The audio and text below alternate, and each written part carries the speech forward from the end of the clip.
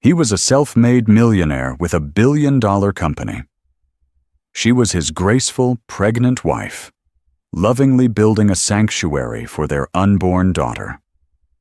Their life seemed perfect, but perfect lives often hide the darkest secrets. When her husband's obsessive mistress decides to burn their world to the ground, she starts with the nursery. He expected his wife to shatter. He expected tears.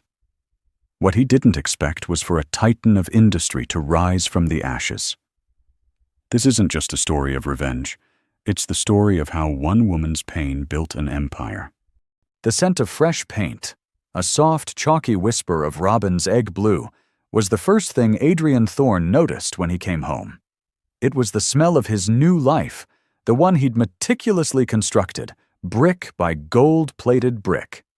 At 34, Adrian was the kind of man magazines write about. His company, Thorne Dynamics, had revolutionized data security, earning him a fortune that was both staggering and, in his mind, thoroughly deserved.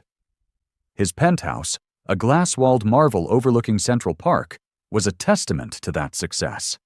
But none of it, not the Italian marble under his feet, nor the panoramic view of the city that bowed at his throne, compared to the source of that paint smell. He walked past the cavernous living room with its minimalist furniture and abstract art and headed down the hall. The door was slightly ajar. Peeking inside, he saw his wife, Serafina. Serafina Sinclair Hayes was, by any measure, his greatest acquisition and his most profound joy. With hair the color of warm honey and eyes that held the calm depth of a forest lake, she was grace personified. She was 7 months pregnant, carrying their first child, a daughter they had already named Clara.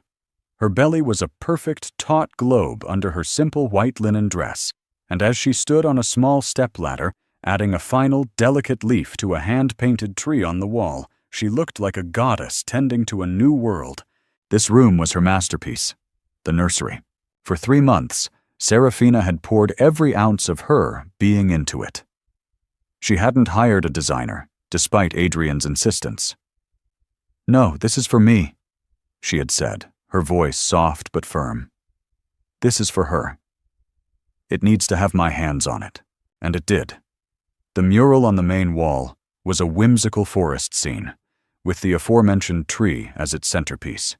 Its branches, painted in shimmering silver, stretched towards the ceiling, where tiny, twinkling fiber-optic lights were embedded like stars. A custom-built crib of pale, polished birchwood sat in the center of the room, a plush, hand-knitted cashmere blanket draped over its side, a gift from Serafina's mother in Vermont. Floating shelves held a curated collection of classic children's books, their spines a rainbow of color.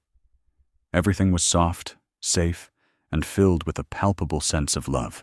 Adrian leaned against the doorframe, a genuine, unguarded smile gracing his lips. This was real. His empire, his legacy, was taking root right here, in this room. "It's perfect, Sarah," he said, his voice startling her. She turned, a streak of silver paint on her cheek. Her smile when she saw him was radiant. "Aid, you're home early. Couldn't stay away." He walked in, his expensive suit suddenly feeling coarse and out of place in the room's gentle atmosphere. He gently took the paintbrush from her hand and helped her down from the ladder. "You should be resting," the doctor said. "The doctor said to avoid stress, not to stop living," she countered, leaning into his embrace. She rested her head against his chest, her hand protectively cradling her stomach. "I'm fine. Clara is fine. She kicks every time I paint a new animal." Adrian kissed the top of her head, inhaling the scent of her hair mixed with the faint aroma of turpentine and paint. "She's got her mother's artistic flair." He looked around the room again, a sense of overwhelming pride swelling within him. "When my father was starting out, I slept in a drawer, a literal drawer. And look at this. Our daughter will sleep under the stars. She will have everything she needs," Serafina whispered, her focus on the love, not the luxury. "That's all that matters." He held her tighter, He loved this woman with a ferocity that sometimes scared him. He loved her quiet strength, her unwavering moral compass that came from a simpler, less cynical upbringing than his own. She was his anchor, the calm harbor to his relentless ambition, which was why the lie felt like a shard of glass lodged in his throat. His phone buzzed in his pocket. A single sharp vibration. Serafina felt it. She shifted slightly in his arms, a flicker of something. Not suspicion, but perhaps weariness in her eyes. Is that the office? Adrian's smile became a mask. It's always the office. He pulled the phone out, his thumb hovering over the screen. The name was blocked, but he knew the number. He knew the sender. Maya. The message was simple, demanding. Where are you? You promised. He quickly typed back, his body angled away from Serafina. Busy. Tomorrow. Everything okay? Serafina asked, her voice still soft. Just a supply chain issue in Singapore. Nothing I can't handle, he lied, the words tasting like ash. He slid the phone back into his pocket. The lie was a necessary evil, he told himself. A compartment. Maya Reed was a dalliance, a mistake born of ego and opportunity, a fiery, beautiful distraction who worked in the marketing department of a company he'd acquired. It was supposed to be a fling, a meaningless release from the pressures of his world. But Maya had other ideas. She had become persistent, clingy, demanding. Serafina, in her trusting innocence, knew nothing. And Adrian intended to keep it that way. He was a master of control. He controlled his company, his investments, his life. He could control this. He would end it with Maya soon. Once the baby was born, he'd be a family man, completely and utterly. The compartment would be sealed shut forever. Forget the office, he said, forcing a bright tone. He turned Serafina to face him, framing her face with his hands. Tonight is about us. It's about this. He gestured to the beautiful room.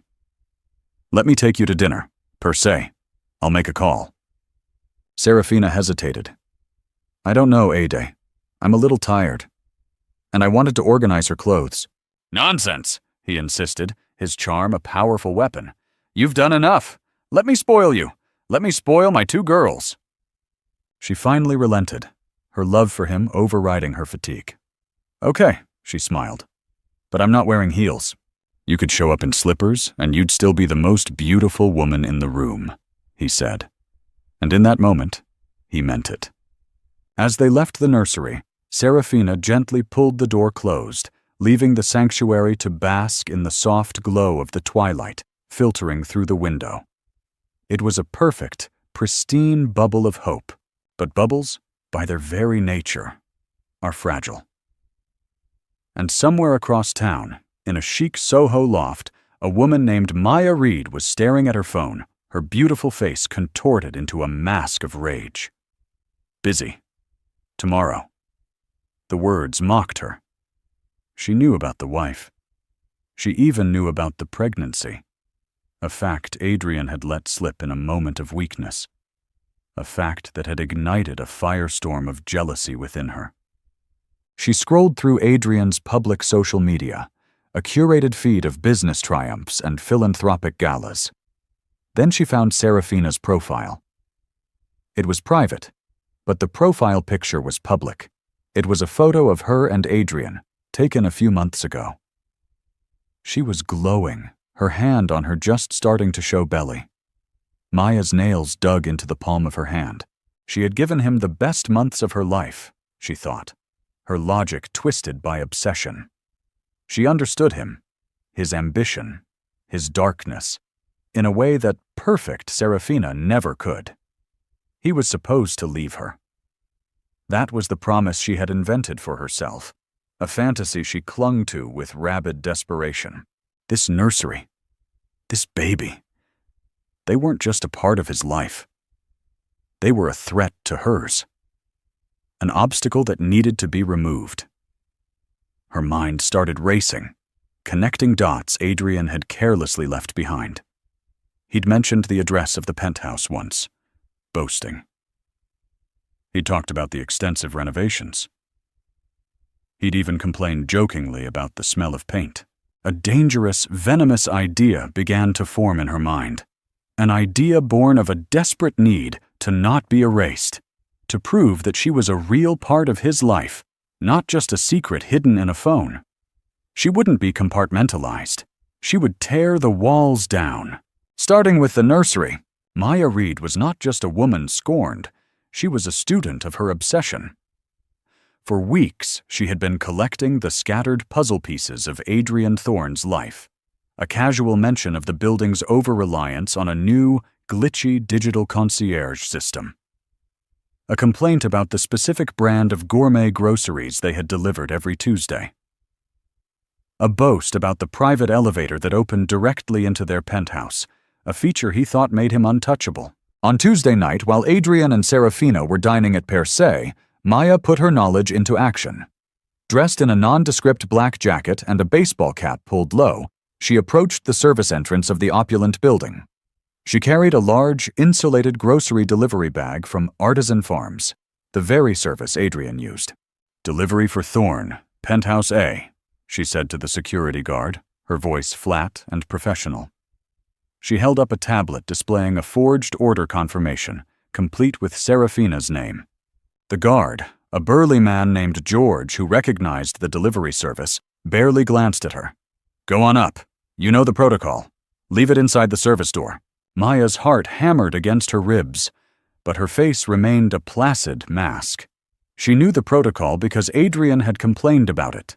The private elevator had a service alcove, a small, unsecured space between the elevator door and the apartment's actual service entrance, where deliveries were to be left. A blind spot, a flaw in the fortress. Once the elevator doors whispered shut, sealing her in the polished steel cocoon, she was alone. She rode it to the top floor. The doors opened not into the penthouse, but into the small, gray-painted alcove Adrian had described. To her right was the main service door to the apartment. She pulled a thin, flexible piece of metal from her pocket, the kind used by locksmiths. Adrian had once drunkenly lamented how he'd had to have a specialist open this very door after a lock malfunction. He'd described the process in fascinated detail. It took Maya less than 2 minutes. The lock clicked open with a sickeningly soft sound. She slipped inside. The penthouse was silent, vast and dark, save for the glittering city lights that poured through the floor-to-ceiling windows. She wasn't interested in the art, the marble, or the designer furniture. Guided by an internal compass of pure venom, she moved down the hallway, her sneakers silent on the expensive rugs. She found the nursery door, closed but not locked. The moment she stepped inside, the room's purity felt like an assault. It was so full of hope, so cloyingly perfect. It was everything she wasn't, everything she'd been denied.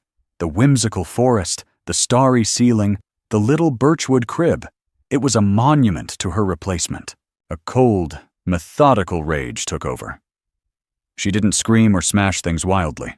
Her destruction was precise, intimate, and cruel. From her bag, she pulled not groceries, but cans of spray paint. Black and a vicious blood red. The first slash of black paint went across the hand-painted mural. She drew a jagged, ugly line through the silver tree, obliterating the gentle animals nestled at its roots. Then she turned to the walls, her movements sharp and angry. The robin's egg blue was soon covered in scrawled, hateful words. Liar. Whore. Homewrecker. The irony was lost on her. She approached the crib. For a moment, she stared at the soft cashmere blanket. It was so innocent. She snatched it, threw it to the floor, and stomped on it with her dirty shoes. Then, with a grunt of effort, she tipped the crib over. It landed with a sharp crack, one of its delicate legs splintering. The sound was deeply satisfying. She tore the books from the shelves, ripping pages from their spines, scattering them like confetti. But her final act was the most deliberate. She took out a tube of her signature lipstick, a deep vampiric shade called Femme Fatale that Adrian had once said he loved. She walked to the one remaining clean space on the wall, right above where the crib had been, and drew a crude, mocking heart. Inside it, she wrote a single word. "Adrian?" Then, she uncapped a small bottle of perfume, also a favorite of his, and sprayed it liberally throughout the room, tainting the air with the scent of their affair. It was her mark, her claim. She was here. She was real. She slipped out as silently as she had entered, leaving the sanctuary a war zone. An hour later, Adrian and Serafina returned. The dinner had been a success. Adrian had been attentive, charming, and apologetic about his recent distraction. Serafina, feeling cherished, had allowed herself to relax completely. They walked out of the elevator into their apartment, arms linked, her head resting on his shoulder. "I'm so full," she laughed softly. "Clara is doing somersaults. I think she liked the truffle risotto." "She has expensive taste, just like her mother," Adrian said, kissing her temple. As they passed the hallway, Serafina noticed it first. The nursery door was ajar, and a strange, acrid smell, sharp chemicals and a cloying floral scent, leaked out. "What's that smell?" she asked, pulling away from him. A knot of unease tightened in her stomach. She walked towards the door, pushing it open. The scream that left her throat was not loud. It was a strangled, horrified gasp, all the air sucked from her lungs. She swayed, one hand flying to her mouth, the other clutching her belly as if to shield her unborn child from the sight. Adrian rushed to her side, his mind initially processing it as a fire or a break-in. "Sarah, what is it?" Then he saw it. The world tilted on its axis. The black and red graffiti. The overturned crib, broken like a wounded animal. The shredded books. The filth. It was a scene of such violation, such personal hatred, that it took his breath away. But it was the smell that hit him like a physical blow. That perfume. He knew that perfume. It was Maya's. "Oh my God!" he breathed, the blood draining from his face. Guilt, hot and suffocating, washed over him. This was his fault. He had brought this plague into his home. Serafina stumbled into the room, her bare feet crunching on the torn pages of what was once Goodnight Moon. She knelt, her hands shaking, and picked up the soiled, footprint-marked cashmere blanket her mother had knitted.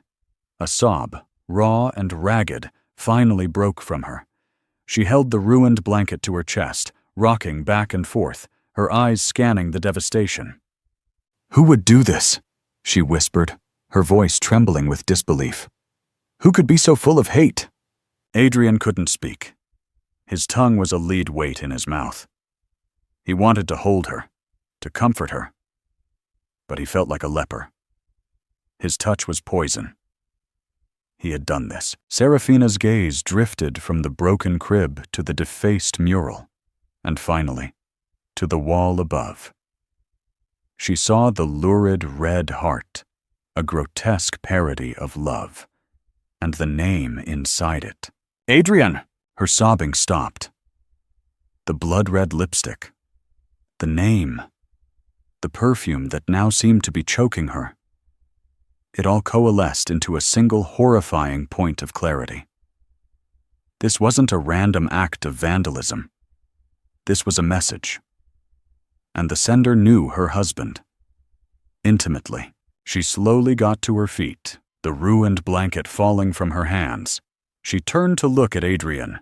Her beautiful Forest Lake eyes, which had always held such love and trust for him, were now frozen over. The warmth was gone, replaced by an Arctic chill that terrified him more than any scream or accusation could. "Adrian," she said, and her voice was unnervingly calm, stripped of all emotion. "Who is Maya?" The name hung in the air between them, more toxic than the spray paint fumes. Maya. It was a name Adrian had only ever uttered in hushed tones over the phone or whispered in a bed that was not his own. To hear it from Serafina's lips, in this desecrated space, was like hearing his own death sentence read aloud. "How do you know that name?" he stammered, the question itself an admission of guilt. His mind, usually so quick and decisive, was a maelstrom of panic. He could see the crumbling ruins of his perfect life, and he was standing right at the epicenter. Serafina didn't answer his question. She didn't need to. Her gaze was fixed on him, her eyes like chips of ice. The calm she was exhibiting was far more terrifying than any rage. It was the calm of a surgeon before the first incision, precise and devoid of emotion. "She works for you, doesn't she?" Serafina stated, not asked. "At one of the companies you acquired. Reed. Maya Reed. Marketing." Adrian stared at her, dumbfounded. How? When a woman is 7 months pregnant and her husband starts working late 5 nights a week, when he starts guarding his phone like it's the crown jewels, she doesn't just sit and knit booties, Adrian, Serafina said, her voice still unnervingly level. "She pays attention. I saw the emails on your laptop a month ago. I saw the hotel receipts you thought you'd buried in your expense reports. I saw the name." She took a step towards him, her hand still protectively on her belly. "I told myself it was nothing. A flirtation? A stupid, egotistical mistake that you would end. I gave you the benefit of the doubt because I loved you. Because I believed in the man I married.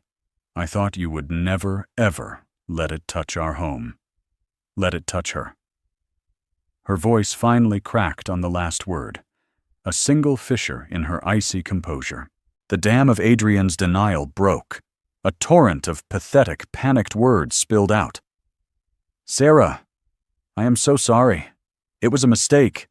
It meant nothing, I swear. It was just an escape. The pressure. The company. It's over. I ended it. I was going to tell you everything after Clara was born. I can fix this. I'll have this room redone, better than before. I'll call security, the police. We'll have her arrested. I'll protect you. I'll protect our family." He reached for her, his hands outstretched in a desperate plea. Serafina flinched back as if he were white-hot iron. "Fix this?" she repeated, a bitter, humorless laugh escaping her lips. "You think this is about paint and a broken crib? You think you can just buy your way out of this betrayal?" She swept her arm around the room at the hateful words, the shredded pages of stories she dreamed of reading to her daughter. "This isn't just a room, Adrian. This was a promise. It was the one safe place in the world for our child. And you led the monster right to the door." Every word was a perfectly aimed dart, puncturing his ego, his excuses, his carefully constructed reality. "She did this because of you," Serafina continued, her voice dropping to a near whisper, each word laden with contempt. "This level of hatred isn't about me. She doesn't know me. This is about you, your promises, your lies. This is your filth, Adrian, and you tracked it all over our daughter's future." The silence that followed was absolute. The only sound was the distant wail of a siren on the streets below, a fitting soundtrack to the emergency unfolding in their lives. Adrian Thorne, the man who commanded boardrooms and moved markets with a single phone call, was utterly powerless. He had no counteroffer, no strategy, no leverage. He had already lost everything that mattered. Serafina turned her back on him, her posture ramrod straight. She walked out of the ruined nursery without a second glance. Adrian stood frozen, listening to her footsteps as she walked down the hall to their master bedroom. He heard the quiet, efficient sounds of a suitcase being opened, of drawers sliding, of hangers being removed from the closet. He finally stumbled after her, his legs feeling like lead. He found her in their walk-in closet, a space larger than most New York apartments. She was calmly folding her simple, elegant clothes into a single leather weekender bag. She wasn't taking much. "Sarah, please," he begged, his voice cracking. "Don't do this. We can go to a hotel. We can go to the Hamptons. Just don't leave. We can talk about this. We can see a therapist." She zipped the bag shut with a final, definitive sound. She turned to face him, her car keys in her hand. "There is nothing to talk about. You made your choice. The woman I was. The one who would have cried and screamed and maybe eventually forgiven you. She died in that nursery tonight. You are looking at who is left. Where will you go? He asked, a new wave of panic hitting him. To your mother's? A flicker of something that might have been pity crossed her face. No, I would never burden my mother with your failure. She walked past him, heading for the private elevator. On her way, she paused at the entrance to the nursery. Adrian's heart leaped with a sliver of false hope. Was she reconsidering? Serafina stepped carefully over the debris on the floor. Her eyes scanned the room one last time, not with sadness, but with a strange, detached assessment. She bent down and picked up one small, seemingly insignificant object from the floor. A single, undamaged wooden block. It was from a set she had ordered from a small, independent toy maker in Oregon. On its face was a beautifully carved letter, C for Clara. She closed her fingers around the block, its hard edges digging into her palm. It was a tangible piece of the dream, the only part that hadn't been defiled. She slipped it into her coat pocket. She turned and walked to the elevator, not looking back. Adrian followed, a desperate trailing shadow. Serafina, please, he whispered as the elevator doors opened. I love you. She finally looked at him, her eyes clear and cold as glass. No, Adrian. You loved the idea of me. You loved what I represented. A perfect wife, a perfect family, another asset in your portfolio. But you don't get to have it all. Not anymore. The elevator doors slid shut, leaving Adrian alone in the silent, cavernous penthouse that now felt like a tomb. The lingering scent of Maya's perfume was his only companion. Serafina did not drive to a hotel. She did not drive to a friend's apartment. She drove for 2 hours, heading north out of the city. The rhythmic thump of the tires on the pavement a soothing mantra. She was operating on pure, unadulterated adrenaline. The grief was there, a vast black ocean beneath the surface, but she refused to let it pull her under. Not yet. First, there was work to do. She pulled into the parking lot of a sterile, anonymous airport hotel. She checked in under her maiden name, Sinclair, paying with a credit card Adrian knew nothing about, one linked to a private account she'd maintained since before they were married. Inside the quiet room, she sat on the edge of the bed and finally pulled the wooden C block from her pocket. She stared at it, her thumb tracing the smooth, carved letter. This was all that was left of the sanctuary, but she wasn't going to mourn it. She was going to rebuild it. She pulled out her phone and opened a web browser. She bypassed the news sites and social media, going directly to a business listings page she had bookmarked weeks ago. Her fingers, steady and sure, typed in a search. A listing appeared on the screen. It was for a small, charming children's boutique in a wealthy suburb not far from the city. It was called The Gilded Stork. It sold high-end baby furniture, organic clothing, and unique handcrafted toys, including the very block set she now held in her hand. The listing mentioned the owners were retiring and looking for a quick, uncomplicated sale. Serafina stared at the picture of the shop's front window, with its warm, inviting glow. An idea, born not of revenge, but of reclamation, had been quietly forming in her mind for the past hour. If her sanctuary had been destroyed, she would not just rebuild it. She would buy the source. She would create a fortress of her own. Her finger hovered over the phone number for the commercial real estate agent listed. The rage and the pain were still there. But now they were being channeled, refined, and forged into a weapon. A purpose. She pressed call. "Hello?" she said, her voice clear and strong. "My name is Serafina Sinclair. I'm calling about the listing for the Gilded Stork. I'd like to make an offer." While Serafina was laying the first brick of her new life, Adrian was drowning in the wreckage of his old one. The penthouse, once a symbol of his dominion, had become his prison. The scent of Maya's perfume clung to the air like a ghost, a constant cloying reminder of his catastrophic failure. His first instinct was to deploy his usual arsenal: money and power. He called his head of security, a formidable ex-Mossad agent named Ronan, and ordered a full forensic sweep of the nursery. "Find out who did this, and find out now," he snarled, conveniently omitting his own certainty about the culprit. He then called his legal team, instructing them to find Serafina, to track her credit cards, to do whatever it took. He needed to get to her, to explain, to manage the situation. But for the first time, his power was useless. Serafina had vanished. Her cards were inactive. Her phone went straight to a disconnected message. She had severed herself from his grid. The realization that she had the foresight and the means to do so was a fresh, chilling shock. His next call was the one he dreaded most.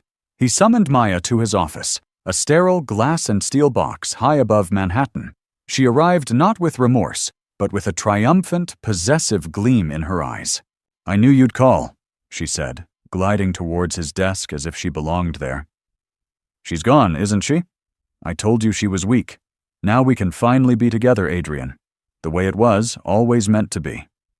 Adrian stared at her, and for the first time, he saw her not as a seductive escape, but as she truly was. A volatile, delusional arsonist who had just burned his entire world to the ground. "Get out," he said, his voice low and shaking with a rage so profound it felt like it could split him in two. Maya's smile faltered.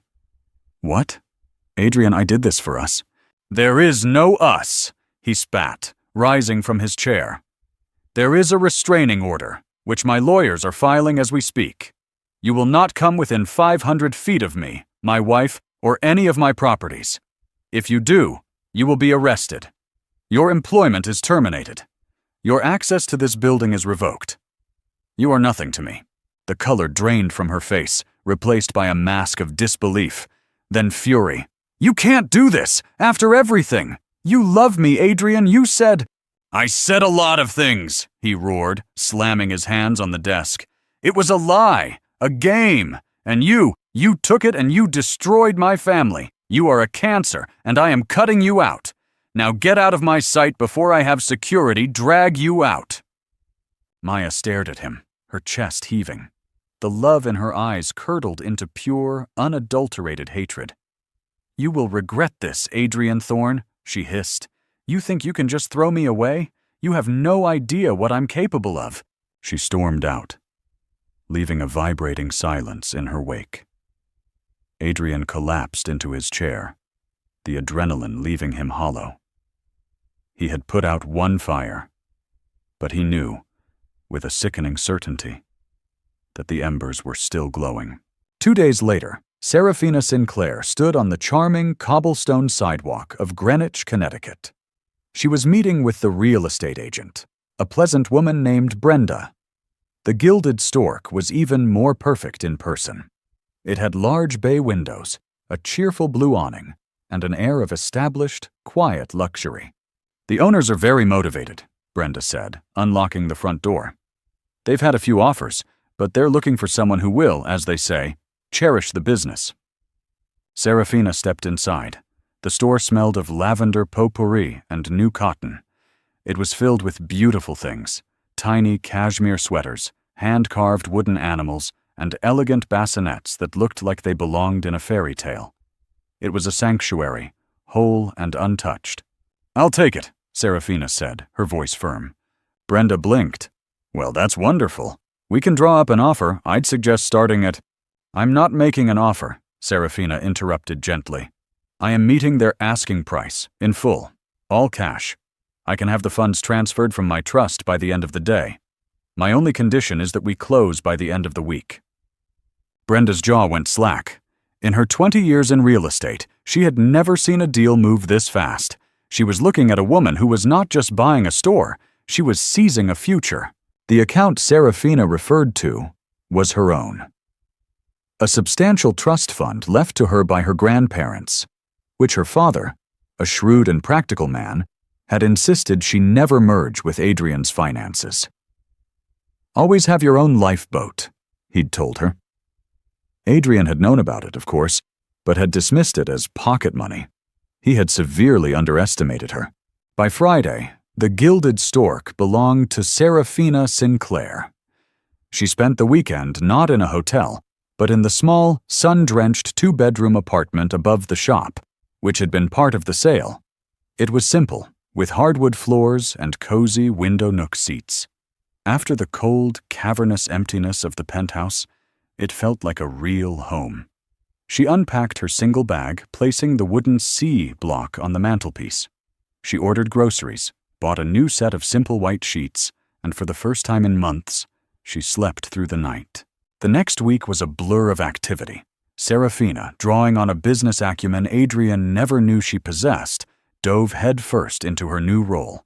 She met with suppliers, reviewed the inventory, and hired a local contractor to do a minor refresh. New paint, updated lighting. The existing staff, a small team of warm, competent women, were initially wary of their new, mysterious boss. But they were quickly won over by her quiet confidence, her clear vision, and her genuine passion for the products. She wasn't playing shop.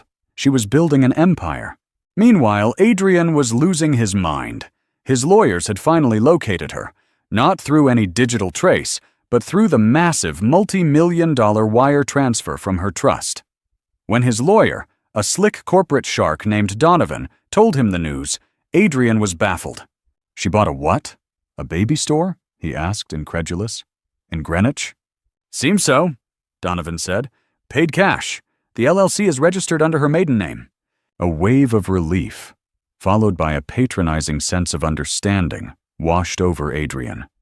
Of course, it was a hobby, a distraction to cope with the trauma. She was nesting, but on a commercial scale. She was hurt and acting out, and she needed him to come and rescue her from her own folly. He got in his car and drove to Greenwich. He found the store easily. He saw her through the large front window, and his heart ached. She was talking to a man in a dusty work jacket, pointing at the ceiling, her pregnant form silhouetted by the warm light of the shop. She looked small, vulnerable. She needed him. He strode in, the little bell on the door announcing his arrival with a cheerful jingle that was jarringly at odds with his mood. "Sarah," he said, his voice soft, conciliatory. Serafina turned. The contractor beside her excused himself. She looked at Adrian, and there was no surprise in her eyes. No fear. No sadness. There was nothing but a cool, professional distance. "Adrian," she said, her tone polite but firm. "This is a private place of business. What can I help you with?" The question threw him. "What?" "Sarah, it's me. I came to see if you're okay, to take you home.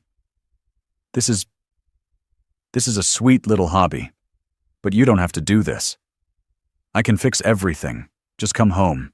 Serafina gave a small, almost imperceptible shake of her head. "First, I am not your Sarah anymore. You may call me Serafina. Second, this is not a hobby. This is my company. And third, you seem to be under the impression that you are still welcome in my life. You are not." She walked from behind the counter, her presence filling the space. She was not the soft, yielding woman he had married. She was a CEO in her own domain. "I know you're hurting," he pleaded, taking a step forward. "Let me help you." "You want to help me?" she said, stopping him with a raised hand. "Then leave. Leave, and do not come back. My lawyer will be in touch with yours regarding the divorce proceedings. Any and all communication will go through them.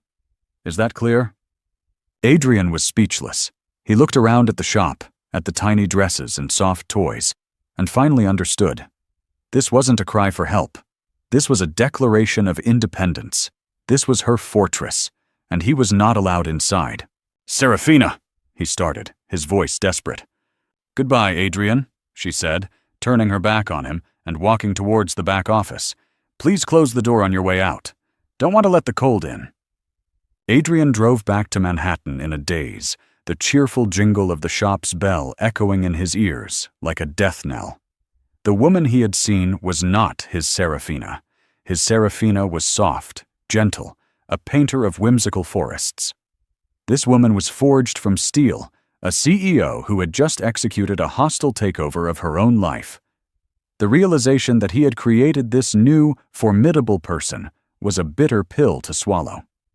He had broken his most prized possession, and the pieces had reassembled themselves into something he could no longer control or even comprehend. His world began to shrink. The penthouse felt less like a home and more like a mausoleum for a life that had died.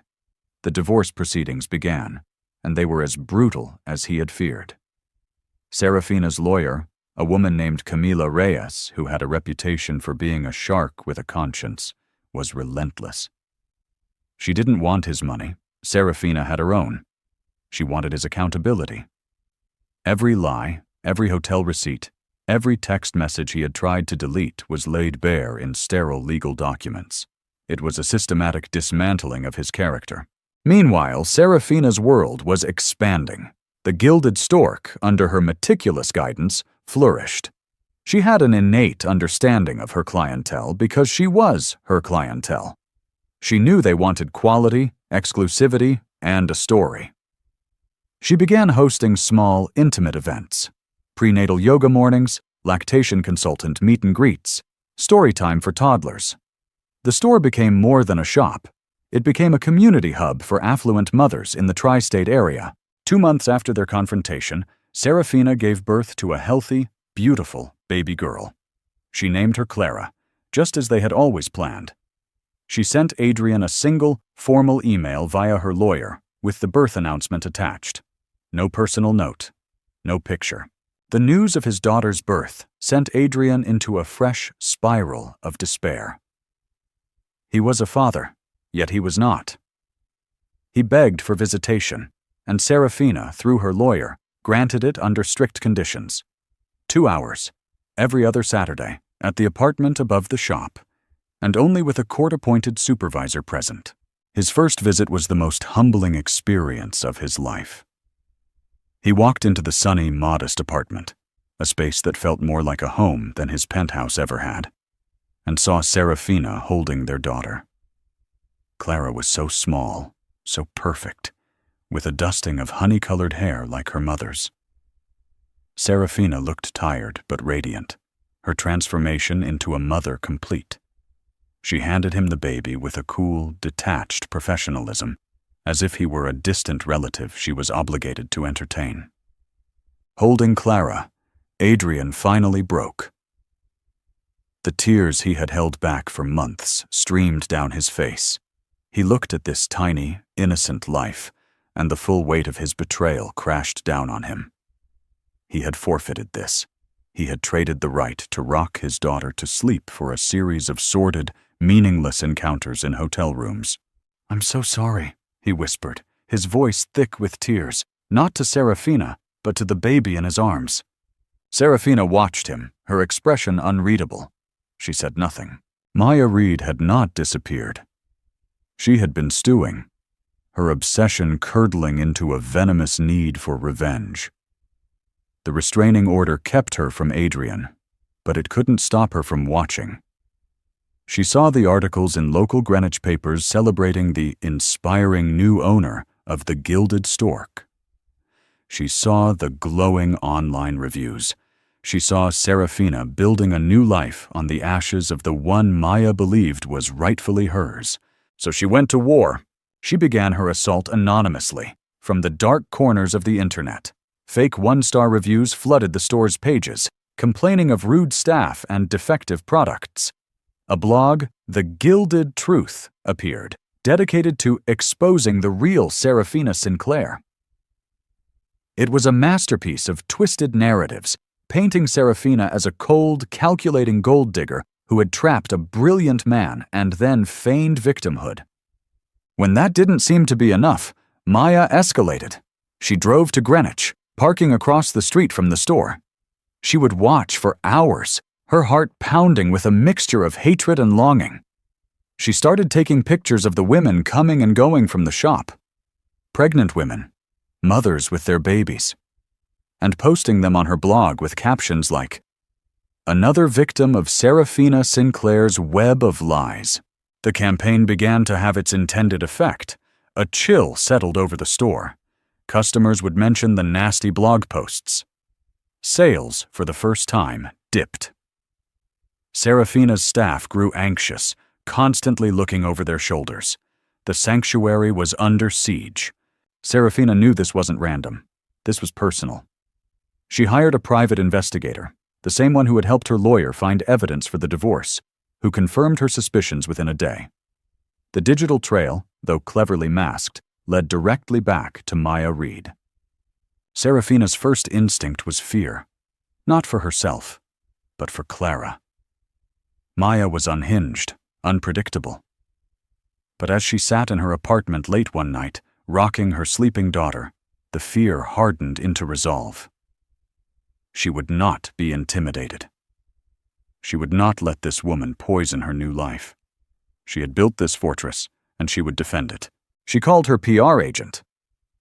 "I want to do an interview," she said, her voice steady. "A big one. And I want to host an event. A grand relaunch. We're going to turn this into a fundraiser for a charity that supports single mothers." She was going to take Maya's darkness and drag it into the light. Adrian, isolated in his penthouse, saw the attacks online. He read the vile blog posts, his stomach churning. He recognized Maya's obsessive, destructive fingerprints all over it. This was his fault. He had unleashed this monster, and now it was hunting his family. The restraining order was a piece of paper. It couldn't stop a phantom on the internet. A primal, protective instinct he hadn't felt in months surged through him. He had failed as a husband, but he would not fail as a father. He had to stop her. Not with lawyers or security, but personally.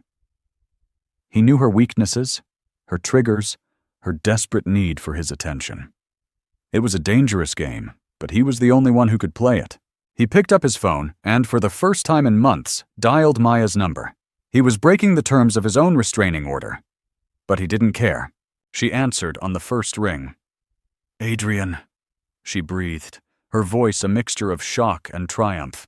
"It's over, Maya," he said, his voice cold as ice. "Meet me tomorrow. We're ending this, once and for all." Adrian chose the meeting place with tactical precision. A windswept, deserted pier in Red Hook, Brooklyn, overlooking the gray, choppy waters of the bay. It was a place of transience, where things arrived and departed, a fitting backdrop for the final severing of a tie. He stood at the edge, the wind whipping at his expensive coat, feeling nothing of the cold. When Maya's car pulled up, he didn't turn. He watched her reflection approach in the dark water. She came to a stop a few feet away from him, her face a mixture of hope and defiance. "You came alone," she said, a hint of her old seductive purr in her voice. "I knew you would." "There's no you and me, Maya," Adrian said, finally turning to face her. His eyes were devoid of any warmth. This was not the man who had whispered secrets to her in the dark. This was the CEO of Thorn Dynamics, a man known for his brutal efficiency. "This is a transaction. I am here to buy your silence." He gestured to his lawyer, Donovan, who had been waiting discreetly in a nearby car. Donovan approached and handed Maya a thick leather-bound folder. "What is this?" she asked, her voice trembling slightly. "That is a settlement agreement," Adrian explained, his tone flat. "Inside, you will find a cashier's check for $5 million. In return, you will sign a non-disclosure agreement so comprehensive that you will be legally forbidden from ever writing, speaking, or even hinting at my name or my family's name again. You will delete the blog. You will delete every fake review. You will erase every trace of your pathetic little war. You will take the money, and you will disappear." Maya stared at him, her face contorting in disbelief. Then rage. She laughed, a sharp, ugly sound that was snatched by the wind. $5 million? You think you can buy me off? You think my pain, what you did to me, is worth $5 million? I think it's $5 million more than it's worth, Adrian countered coldly. But it's the price I'm willing to pay to have you expunged from my life. "I don't want your money," she shrieked, her composure shattering. "I want you. I want the life you promised me, and if I can't have it, I'll make damn sure no one can." She pulled her phone from her pocket, her thumb hovering over the screen. "I have recordings, Adrian. Hours of them. You, telling me you loved me. You, complaining about Serafina. You, talking about your business deals in ways the SEC would find very interesting. I will send this to every reporter in New York. I will burn you to the ground."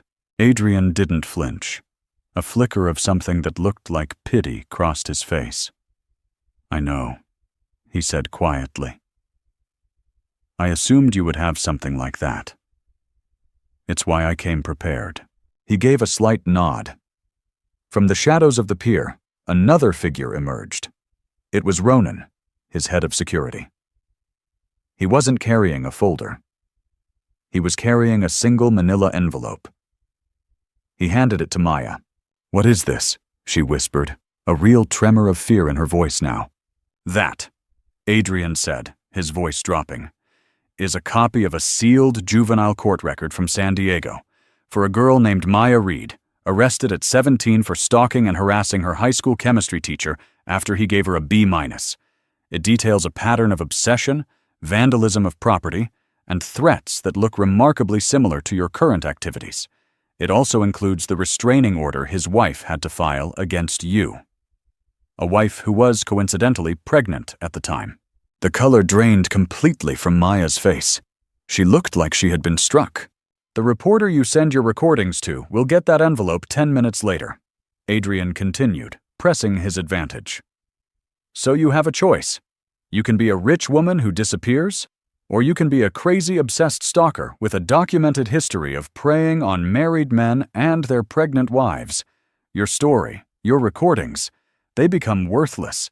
You become a punchline. So what's it going to be, Maya?" Maya stared at the envelope, then at Adrian's merciless face. She was trapped. He had outmaneuvered her at every turn. Defeated, she snatched the pen from Donovan and signed the agreement with a vicious, angry scrawl. She threw the pen on the ground. "I hope she never takes you back," she hissed, her eyes filling with tears of pure hatred. "I hope you die alone in that big, empty apartment." She turned and walked away, a ghost swallowed by the Brooklyn gloom. Adrian watched her go, feeling no sense of victory, only a vast, soul-crushing emptiness. At that exact moment, 50 miles away in Greenwich, the Gilded Stork was a beacon of warmth and light. The store was packed. Soft music played, champagne flutes and sparkling cider clinked, and the air buzzed with supportive energy. Serafina, dressed in a simple but elegant cream-colored dress, stood at a small podium at the front of the store. Little Clara sleeping soundly in a carrier strapped to her chest. She looked out at the sea of friendly faces. Journalists from parenting magazines, influential bloggers, loyal customers, and took a deep breath. "Thank you all for coming," she began, her voice clear and steady. "When I bought this store, I wanted to create more than just a place to buy beautiful things. I wanted to create a sanctuary, a place where mothers and mothers-to-be could feel supported, celebrated, and safe." She paused, her gaze sweeping the room. Recently, that sense of safety has been challenged. Many of you are aware of an anonymous online campaign of harassment directed at this store, and at me personally. It has been ugly, and it has been hurtful. And the easiest thing to do would be to ignore it, to hide. But as mothers, we teach our children not to bow to bullies. A murmur of agreement rippled through the crowd. "This campaign was born of darkness and negativity," Serafina continued, her voice gaining strength. "And the only way to fight darkness is with light. That is why, tonight, I am officially launching the Gilded Stork Foundation. A portion of every single sale from this day forward will go directly to funding charities that support single mothers who have escaped abusive situations. We are going to take the poison that was directed at us, and we are going to turn it into a cure for others." The room erupted in applause. It was a masterful move, turning her personal trauma into a public triumph of philanthropy. She hadn't mentioned Maya, hadn't given the attacks any more oxygen. She had simply risen above them, transforming herself from a victim into a champion. As the event wound down and Serafina was accepting congratulations, her lawyer, Camila, quietly showed her a news alert on her phone. It was from a major gossip site. Tech Millionaire's Mistress exposed. A history of stalking and obsession. The article detailed, with brutal clarity, Maya's sealed juvenile record and her recent online harassment campaign. It painted her as a disturbed and predatory figure. Adrian's recordings were mentioned, but framed as the desperate, illegal actions of a spurned lover. Maya Reed had been publicly and professionally annihilated. Serafina looked at the picture of Maya, a grainy, angry-looking photo. And then, around her beautiful store, filled with light and laughter and the promise of a new beginning. The war was over.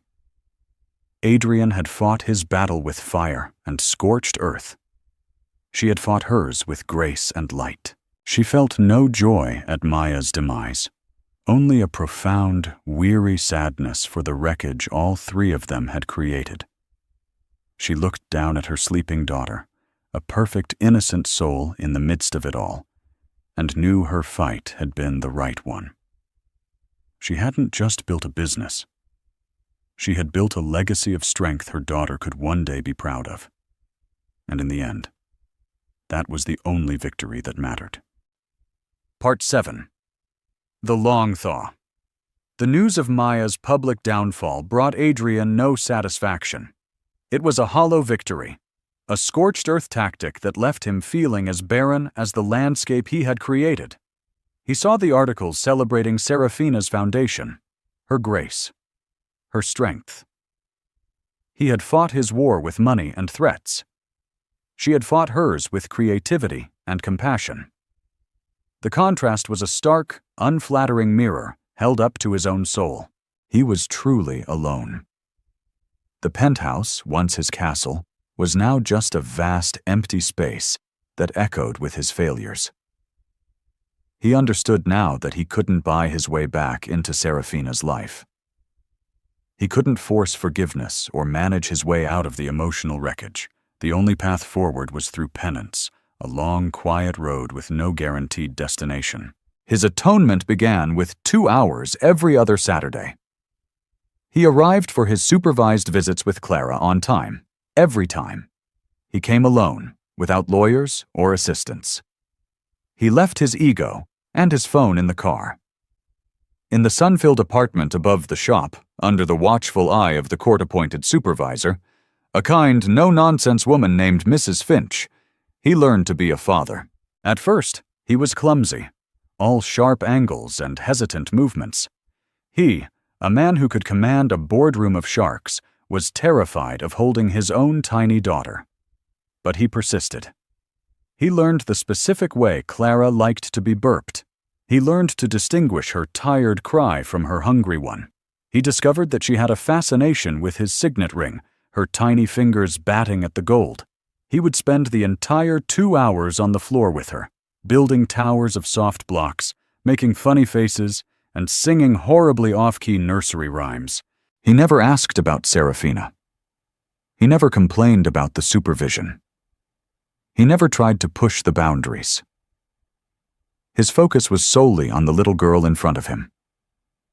And Mrs. Finch, in her weekly reports to Serafina's lawyer, noted this. Mr. Thorne is patient and fully engaged with the child, she wrote. His focus is 100% on Clara's well-being during their time together. Serafina read these reports with a detached curiosity that slowly, over months, softened into something else. She was thriving. The Gilded Stork was a phenomenal success, with plans to open a second location in the Hamptons. Her foundation had already helped dozens of women. She was a respected business owner, a philanthropist, a symbol of resilience. She didn't need Adrian, but on Saturday afternoons, she would sometimes find herself lingering in the stockroom, listening to the sounds filtering down from the apartment above. She would hear Adrian's deep, rumbling voice attempting to sing Twinkle, Twinkle, Little Star, followed by Clara's delighted giggles, It was a sound that chipped away at the Arctic wall she had built around her heart. She wasn't ready to forgive, but the fiery anger had cooled into a quiet, somber ache. One Saturday, about 8 months after Clara was born, Serafina walked into the apartment during Adrian's visit to grab a file she had left behind. She stopped in the doorway. Adrian was on his hands and knees on the floor, a blanket draped over his back, pretending to be a horse. Clara was shrieking with laughter, crawling after him. He looked up and saw Serafina, and the smile on his face faltered, replaced by a guarded, neutral expression. He immediately, respectfully, sat up. "Serafina," he said, his voice quiet. "Sorry, we were just—" "It's fine," she said, surprised by her own lack of hostility. "Don't stop on my account." She retrieved her file, but instead of leaving immediately, she found herself leaning against the doorframe. "She seems to like your horse impression," Serafina commented, the words feeling foreign in her mouth. It was the first civil, non-logistical sentence she had spoken to him in nearly a year. A flicker of surprise, then gratitude crossed Adrian's face. "She's a tough critic," he said, a ghost of a smile touching his lips. "Took me weeks to get it right." The exchange was brief, awkward, and ended as quickly as it began. But it was a crack in the ice, a tiny, fragile bridge across a vast, frozen chasm. The long thaw had begun. The approach of Clara's first birthday marked a turning point.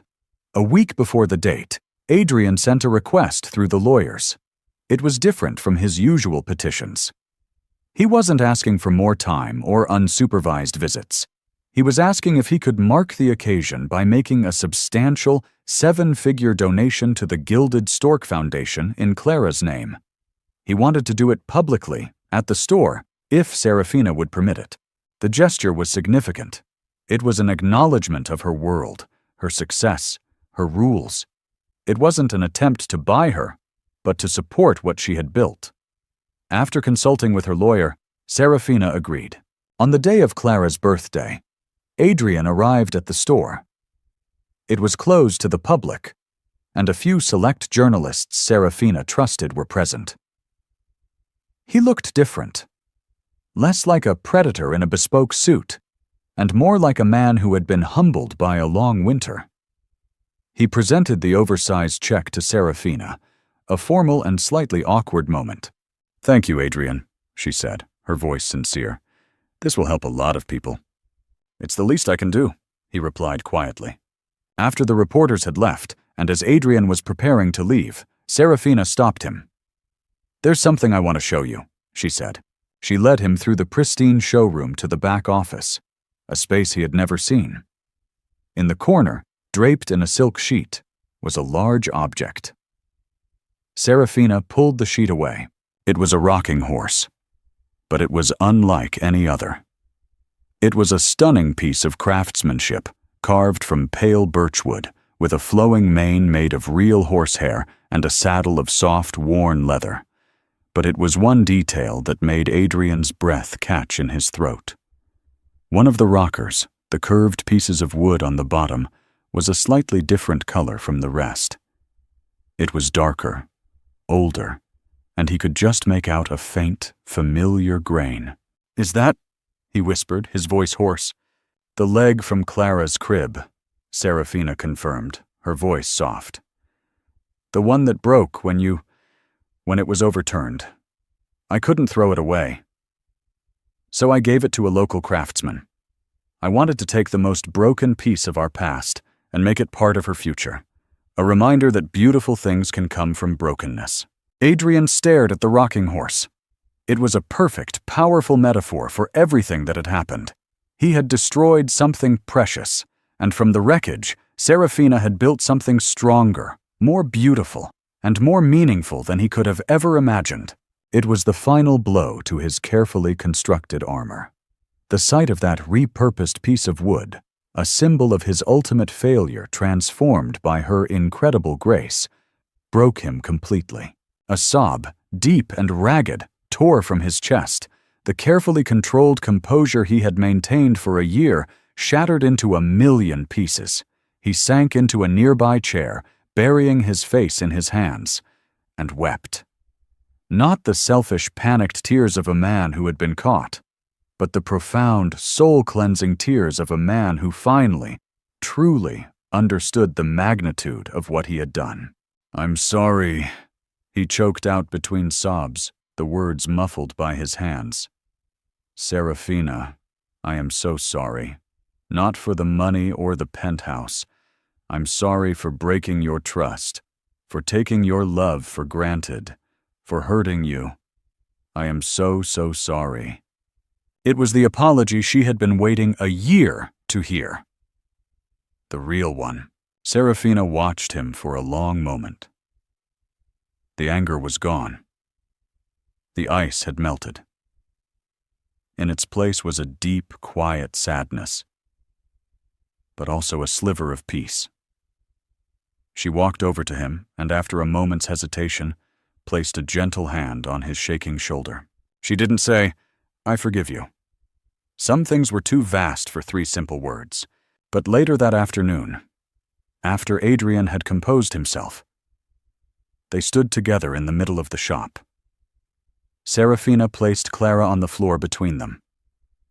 Clara, wearing a tiny birthday dress, looked at her mother, then at her father.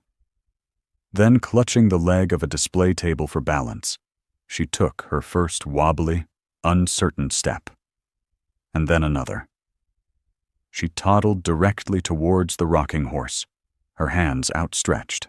Adrian and Serafina watched, standing side by side, not touching, but sharing the same space, the same air, the same breathtaking moment. It wasn't a reconciliation. It wasn't a return to the past. It was the quiet, hopeful, and uncertain beginning of something entirely new. A future built not on a foundation of lies, but on hard-won respect, profound remorse, and the enduring, transformative power of a mother's love. The story wasn't over, but for the first time in a long time, the next page was blank, waiting for them to write it together. That was the incredible story of Serafina Hayes, a woman who refused to be a victim and instead built an empire from the ashes of betrayal. Adrian's journey shows that true redemption isn't about grand gestures, but about quiet, consistent work and the humility to accept the consequences of your actions. Their story is a powerful reminder that sometimes the most broken things can be rebuilt into something even more beautiful and strong. What did you think of Serafina's ultimate revenge? Was it turning her pain into a charity, or was it her ability to find peace on her own terms? Let me know your thoughts in the comments below. If this story of resilience, drama, and ultimate triumph moved you, please give this video a like, share it with someone who loves a powerful story, and make sure you subscribe to the channel for more real-life drama fiction you won't want to miss. Thank you for watching. The words spoken in a hushed, irritated tone from the other room were not meant for her. They were a stray bullet, fired carelessly during a late-night business call, but they found their mark in the center of her heart. "She's just dead weight right now, Mark. I love her. But with the baby and the hormones, she's a liability when I need to be focused." Dead weight. The 2 words echoed in the silent, cavernous space of their multi-million-dollar home, instantly turning the gilded cage into a cold, barren prison. And in that moment, something inside Elena fractured, not to break, but to finally break free. The scent of rosemary and roasted garlic filled the air, a carefully curated aroma of domestic bliss. Elena, 7 months pregnant, moved with a slow, deliberate grace through the state-of-the-art kitchen. A space so sleek and minimalist, it felt more like a showroom than the heart of a home. She adjusted the organic microgreens on a platter of wild-caught salmon, her reflection shimmering back at her from the polished chrome of the Sub-Zero refrigerator. The woman in the reflection was the picture of success, or rather the picture of a successful man's wife. Her silk maternity blouse flowed over the gentle curve of her stomach, her hair was a cascade of honey blonde waves, and on her finger, a diamond flashed with cold, brilliant fire. It was all perfect. A perfect home, a perfect meal, for a perfect life with her perfect husband. Liam was the architect of this perfection. He was a titan of the tech industry, the celebrated CEO of Innovate Inc., a man whose ambition burned so brightly it cast everyone else in shadow. When they met, she had been a freelance art curator, full of passion for discovering obscure artists and telling their stories. He had found her charming, a beautiful, cultured accessory to his burgeoning empire. He'd swept her off her feet with a ferocity that felt like love, and she had willingly stepped into the life he built for her, her own ambitions quietly packed away like old canvases in an attic. She told herself she was happy. She told herself this life of charity luncheons and interior decorating was fulfilling. The baby, their son, would be the final, perfect piece. The sound of the front door clicking open broke the spell. Liam was home, 2 hours later than he'd promised, as usual. She smoothed her blouse over her belly and went to greet him, a practiced smile already gracing her lips. He strode into the foyer, shrugging off his tailored Italian coat, his phone already pressed to his ear. He didn't look at her, instead offering a cursory peck on her cheek as he passed, his eyes locked on the sleek device in his hand. "No, Mark, that's unacceptable. The valuation depends on the acquisition of the patent. Push them harder," he barked into the phone. Elena's smile faltered for a fraction of a second before she restored it. "Welcome home, honey. I made the salmon you like." He waved a dismissive hand, still deep in his call. "Give me 5 minutes." He disappeared into his home office, the heavy oak door closing with a definitive thud that seemed to suck the warmth from the hallway. 5 minutes, she knew from experience, could stretch into an hour or two. The perfectly cooked salmon would grow cold. The microgreens would wilt. Her efforts would become another unnoticed, unappreciated detail in the grand tapestry of his success. She retreated to the kitchen, the silence now feeling heavy and oppressive. It was in these moments of waiting that the cracks in their porcelain life became visible. It was in the casual cancellations of dinner plans, the forgotten anniversaries, the way his eyes would glaze over when she spoke of her day. He wasn't cruel, not in the overt, Hollywood sense of the word. His neglect was a softer, more insidious thing, the byproduct of a mind that had no room for anything but the next deal, the next quarter, the next victory. She was a part of his portfolio, a beautiful asset he was proud to own, but one that required little day-to-day management. Her own past was a gallery of ghosts she rarely visited. She was the daughter of a man much like Liam, a brilliant, ruthless businessman who had soared to incredible heights before crashing into a spectacular, public bankruptcy. Her father, Richard, had taught her that in the world of men who build empires, emotion was a weakness and dependency a sin. He had adored her as a child, his precious jewel. But when his fortune vanished, so did his affection, replaced by a bitter resentment for the family he could no longer support. He saw her mother's quiet strength as passivity and Elena's artistic sensibilities as frivolous. "You need a man to take care of you, Ellie," he had told her, his voice hollowed out by failure. "You don't have the stomach for the real world." She had believed him. She had sought out in Liam the strength and security her father had lost, mistaking his ambition for a shield that would protect her. Now, standing in the cold, silent kitchen, she felt the familiar chill of her father's words. She was being taken care of, cocooned in luxury. So why did it feel so much like being erased? An hour later, Liam finally emerged. He had changed into a cashmere sweater and dark jeans. Looking refreshed, the tension of his call washed away. He smiled at her, a genuine, charming smile that could still make her heart flutter. "Sorry about that, darling. Crisis averted. Now I'm starving. What's this?" He gestured to the now tepid salmon. "I made your favorite," she said, her voice softer than she intended. "It looks wonderful," he said, kissing her forehead. He sat at the enormous marble island and began to eat, scrolling through emails on his phone between bites. He complimented the food absently, his mind clearly still in his office. He asked no questions about her day, her doctor's appointment, or the baby. He talked at length about the patent dispute, about Mark's incompetence, about the pressure he was under from the board. Elena listened, nodding, making the appropriate sounds of support. She was a sounding board, a decorative fixture in the room where he downloaded the stresses of his day. Later that night, as she lay in their king-size bed, The chasm between them felt miles wide. Liam was already asleep, his breathing deep and even, his corporate battles won for the day. She placed a hand on her belly, feeling the gentle flutter of her son. A fierce, protective love surged through her, so potent it was almost painful. This tiny life, this part of her, deserved more than a life in the shadows of a great man. He deserved a mother who was whole, not just a beautiful, well-kept fragment.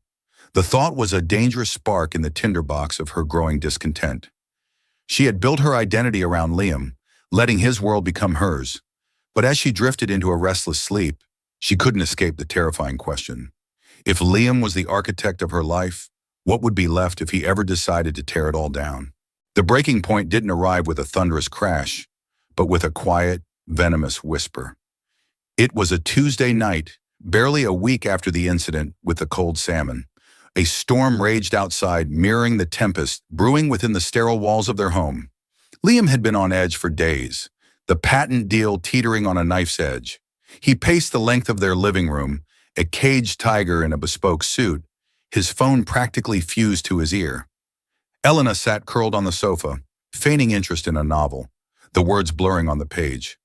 She had learned to make herself small and silent during these high-stakes periods, to become part of the furniture.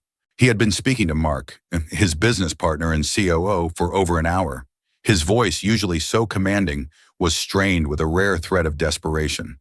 Elena tried to block it out, focusing on the rhythmic drumming of rain against the floor-to-ceiling windows. But then, the tone of the conversation shifted. Liam's voice dropped, becoming conspiratorial, weary. "I just need to close this, Mark. The pressure is immense.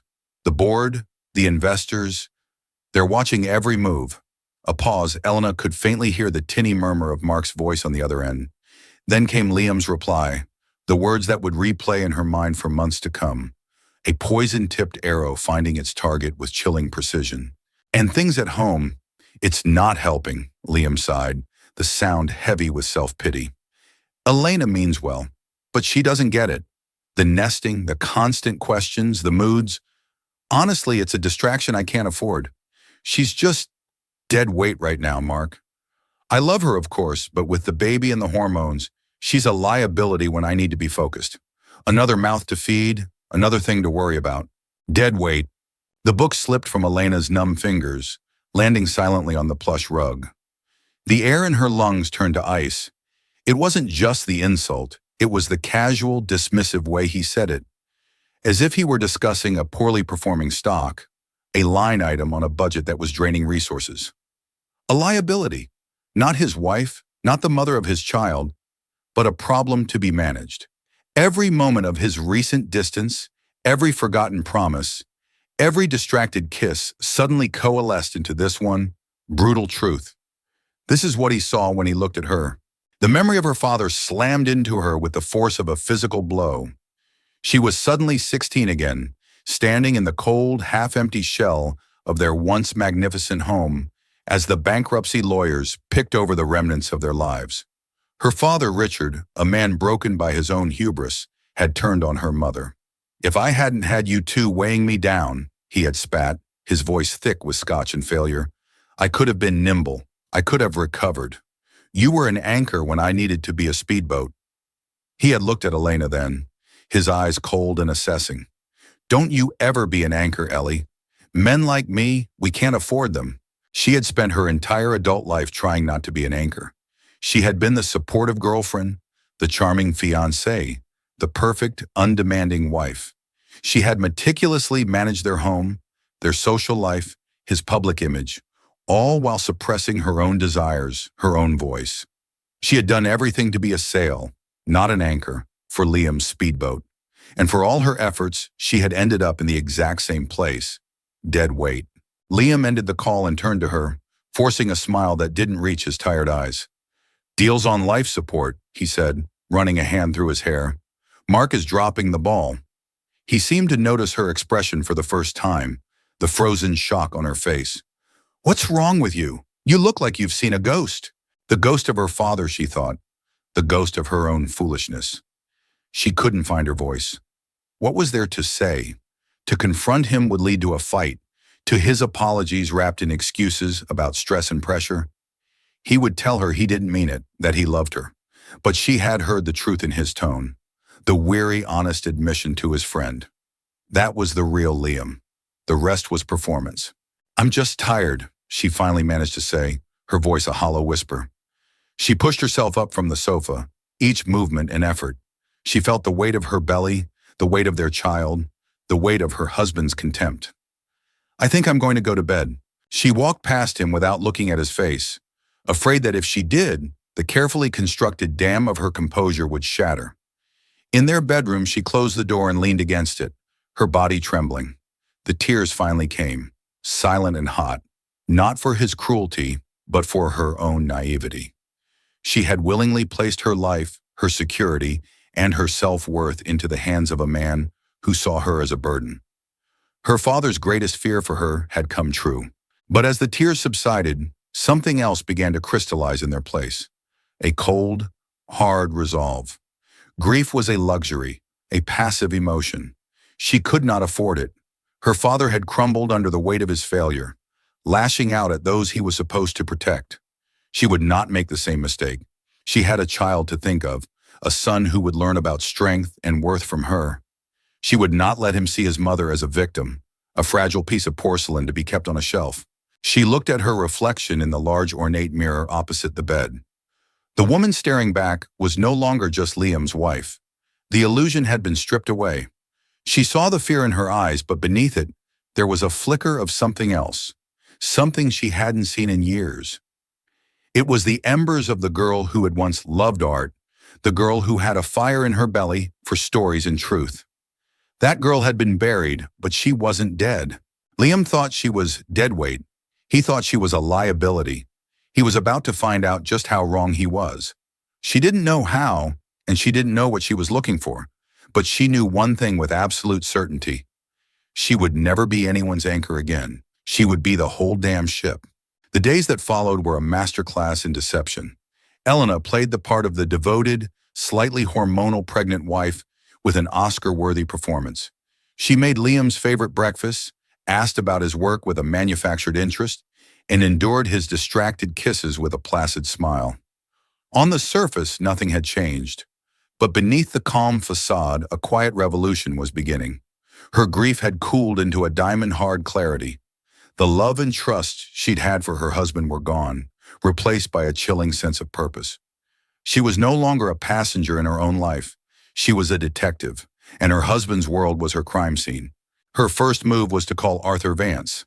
Arthur had been her father's lawyer, a kind, silver-haired man who had shown her more genuine compassion during the bankruptcy than her own father had. He was old school, a man of integrity and discretion who had since retired from his high-powered firm to run a small private practice. He was the only person she knew whom she could trust implicitly. "Elena, my dear, what a surprise," he'd said, his voice warm and familiar over the phone. "How are you? I heard the wonderful news about the baby." "I'm well, Arthur, thank you," she replied, her voice steady.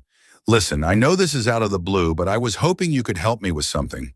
A personal matter." They met 2 days later in a quiet cafe in a part of the city Liam never frequented. Arthur's gentle eyes were filled with concern as he took in her appearance. He saw past the expensive maternity dress to the new, hard line of her jaw. "This isn't just about a will, is it, my dear?" he asked softly after she'd given him a vague story about wanting to get her own affairs in order before the baby arrived. Elena took a deep breath. "No, it's not." She hesitated, then the words tumbled out. Not the story about Liam's cruel comment. That was a private hurt she wasn't ready to share, but the fear it had ignited. "Arthur, when everything fell apart, it was all such a mess. He told me there was nothing left, absolutely nothing. But I was so young, I just took his word for it. Now with a child on the way, I need to know for sure. I need to know if there is anything, even the smallest trust or policy, left from my mother's side of the family. I need to know that I have something that is truly mine." The plea was genuine. The fear of being left with nothing, just as her mother had been, was a real and paralyzing terror. It was a fear born from her father's failure and watered by Liam's contempt. Arthur's expression softened with understanding. "Of course, Elena. It's the smart and responsible thing to do. Your mother's family was quite astute.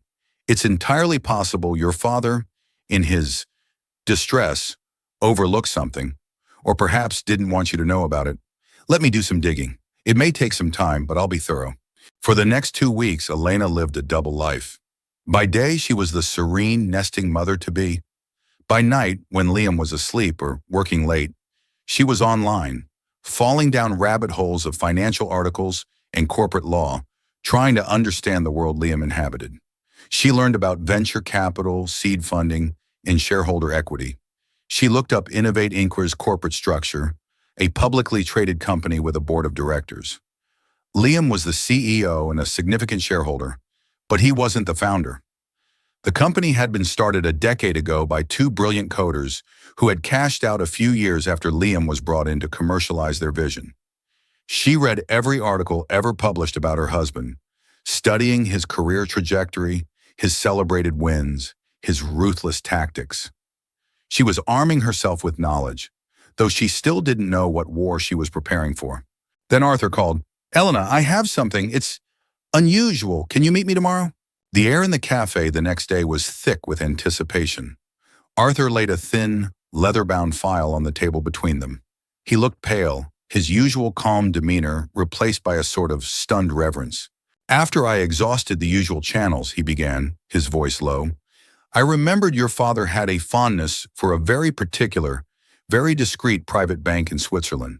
It was a long shot, but I still had a contact there. It took some doing, but I managed to unseal the records connected to your family."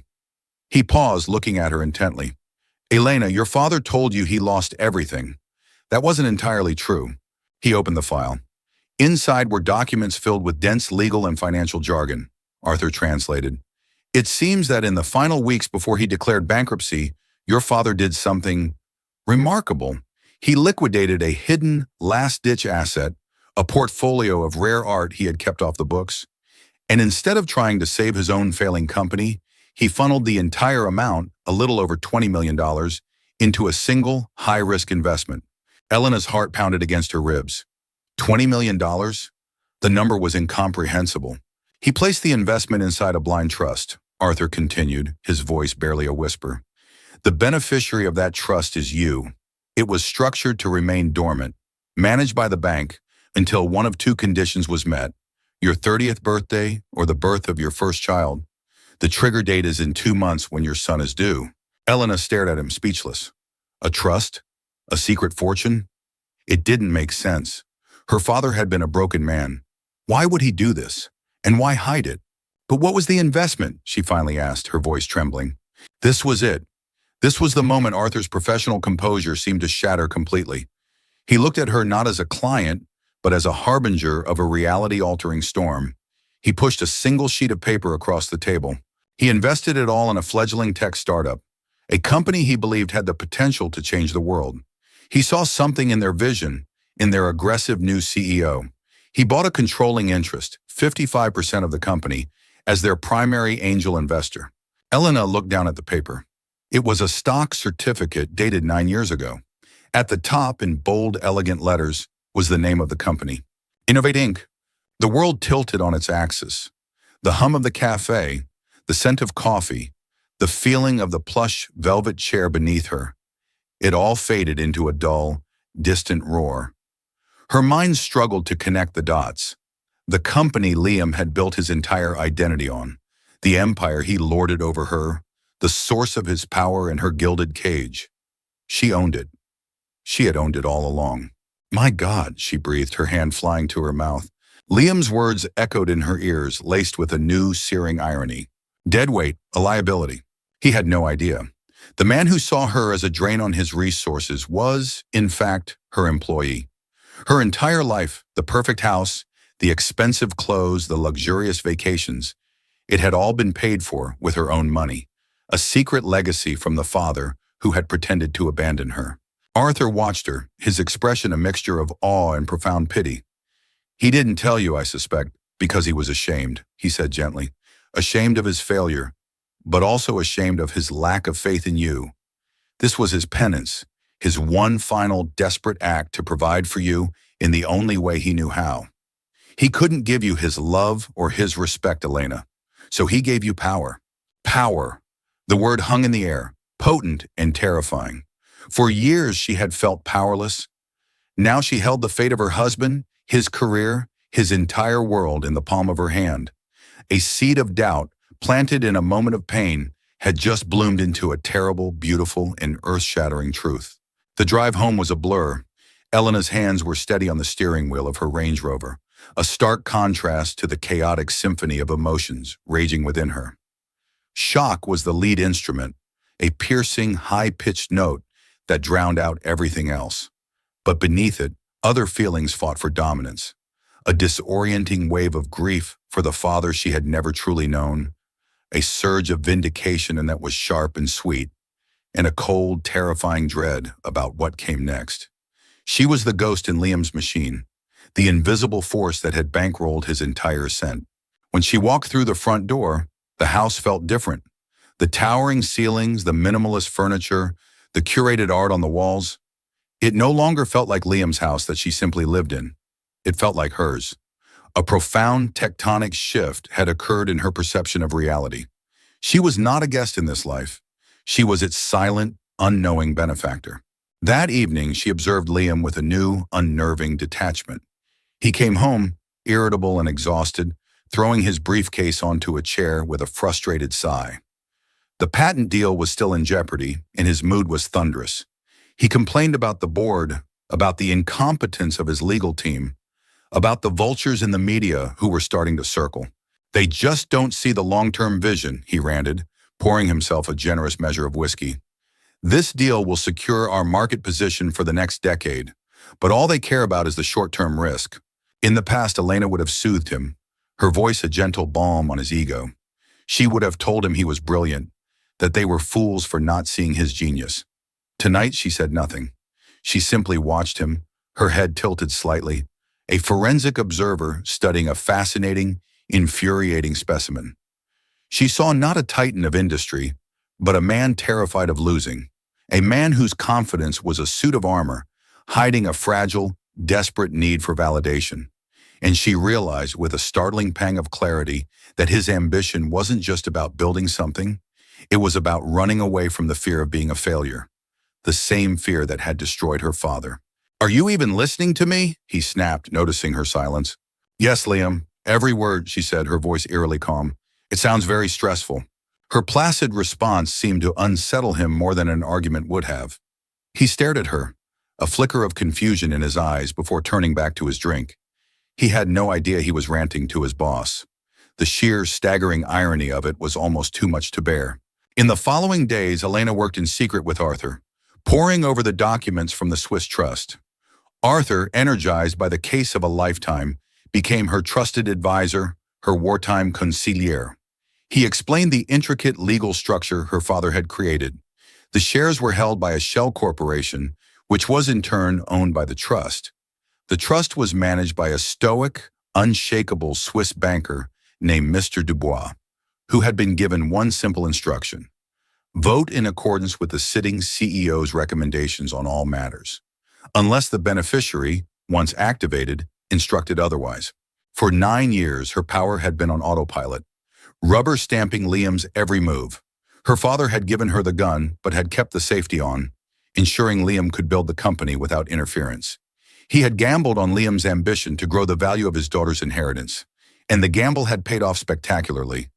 Innovate Inc. was now worth billions. "Your father was a complicated man, Elena," Arthur said during one of their meetings in his dusty, book-lined office. "He belittled you, told you that you weren't suited for this world. But this trust, this is the most profound act of faith I have ever witnessed. He didn't just give you a safety net, he gave you a throne. The weight of that throne was immense."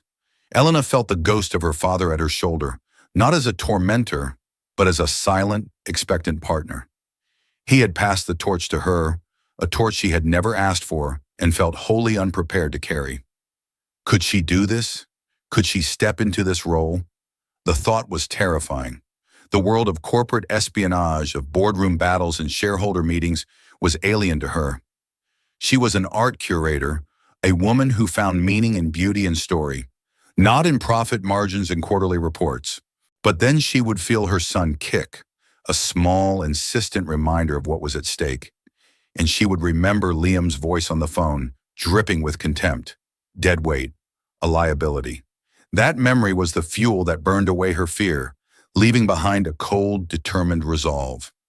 She would not let her son be raised by a man who saw his mother as a burden, and she would not let her father's legacy, his secret, desperate act of redemption, be squandered by the very man it had enriched. She began her education in earnest. Guided by Arthur, she started to learn. She devoured books on corporate governance. She studied Innovate Inc.'s financials, its competitors, its market vulnerabilities. She learned the names and histories of every member of the board of directors. She was transforming, shedding the skin of the passive wife, and slowly, painfully, growing into the role of an owner. One afternoon, a thought struck her. She needed to see it for herself. She needed to see the company she owned, not as the CEO's wife at a sanitized holiday party, but as an anonymous observer. She dressed in simple, elegant clothes, a stark contrast to her usual designer wardrobe, tied her hair back, and wore a pair of oversized sunglasses. She took a taxi to the gleaming glass tower in the financial district that served as Innovate Inc.'s global headquarters. Standing across the street, she watched the employees stream in and out of the building. They were young, ambitious, a mix of hopeful energy and corporate anxiety. This was her company.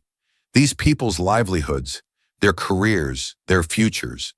They were all in some way tied to her. The realization was sobering. This wasn't just about her and Liam anymore. It was bigger. She entered the lobby, a vast, impersonal space of marble and steel.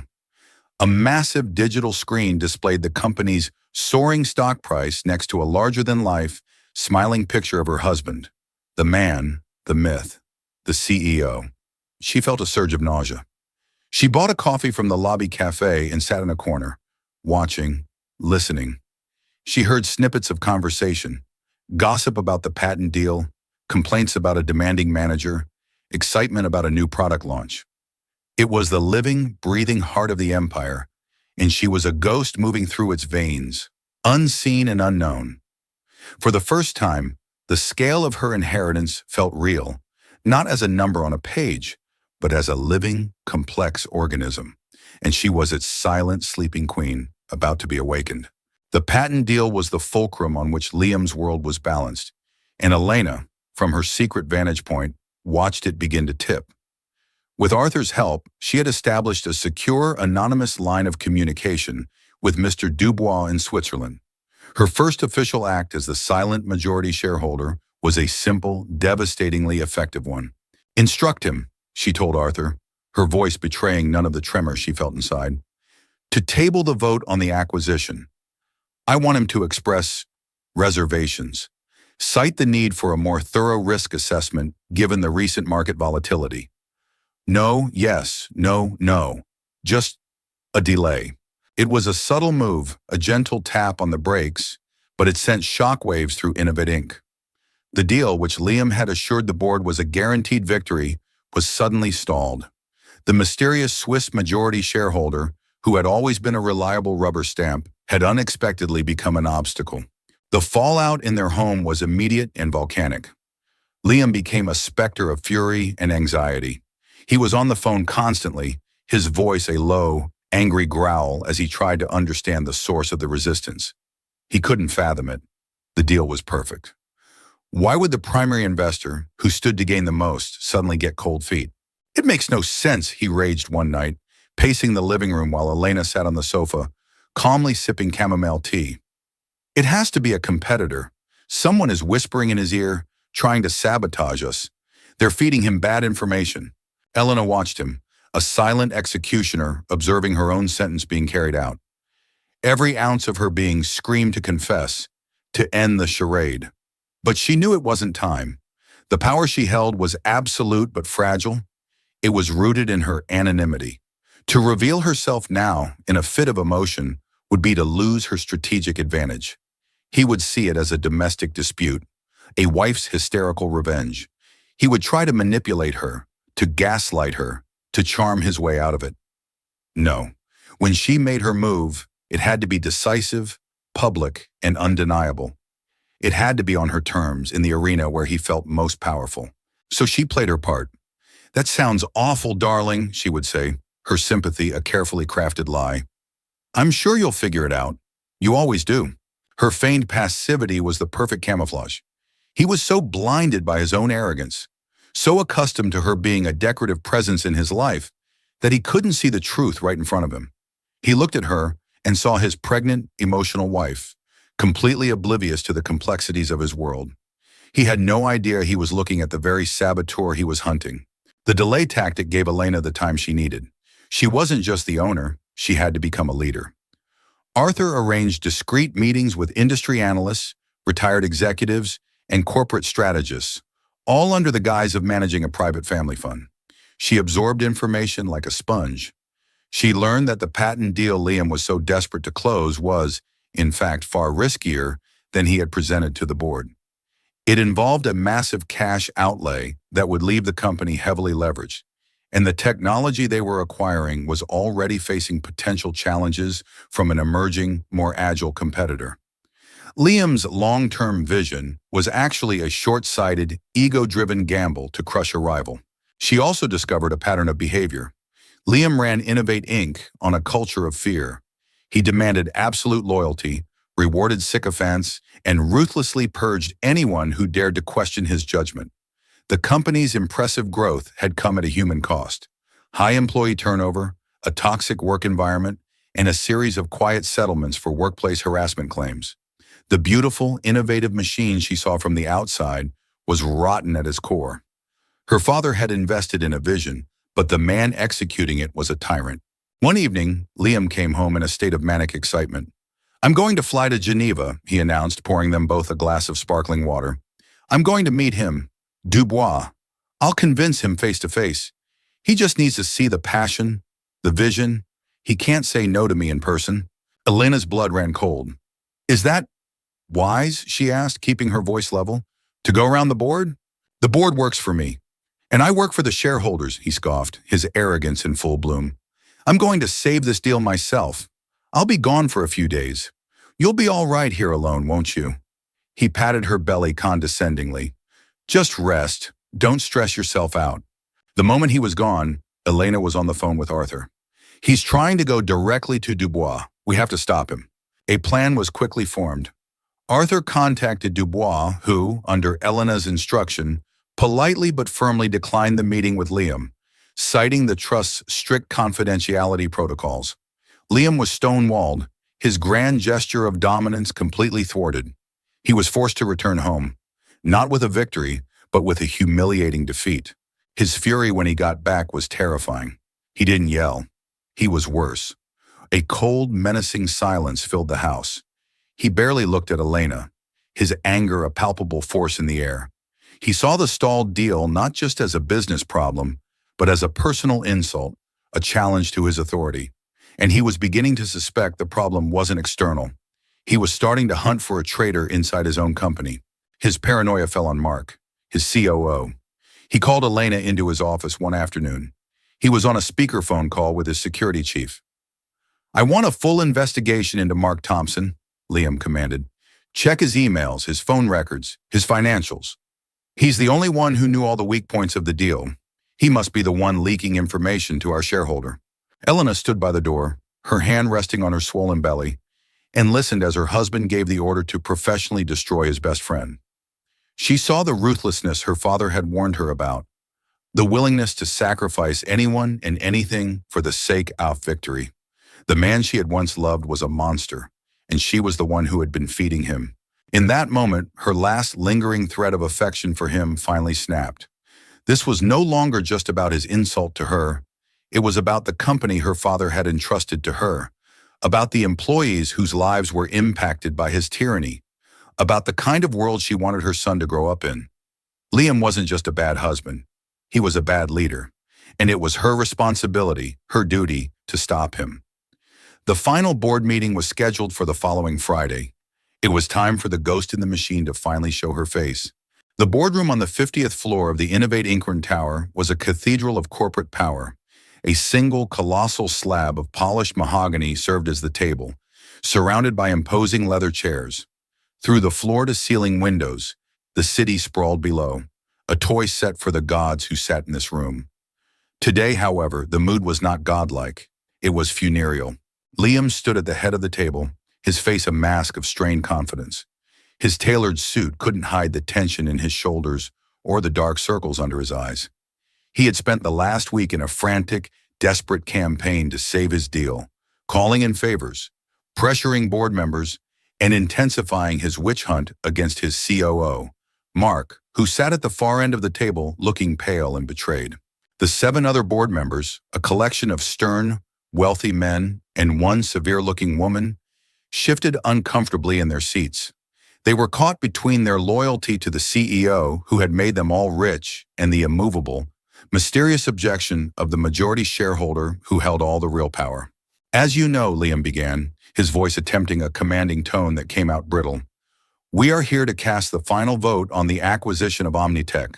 I have personally addressed the concerns raised by our primary investor's representative. I have provided reams of data confirming the soundness of this deal. This is a pivotal moment for Innovate. A vote of no is a vote for stagnation, a vote for fear."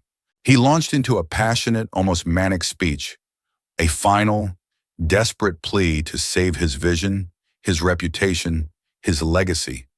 He spoke of market dominance and synergy, of crushing the competition and securing their future.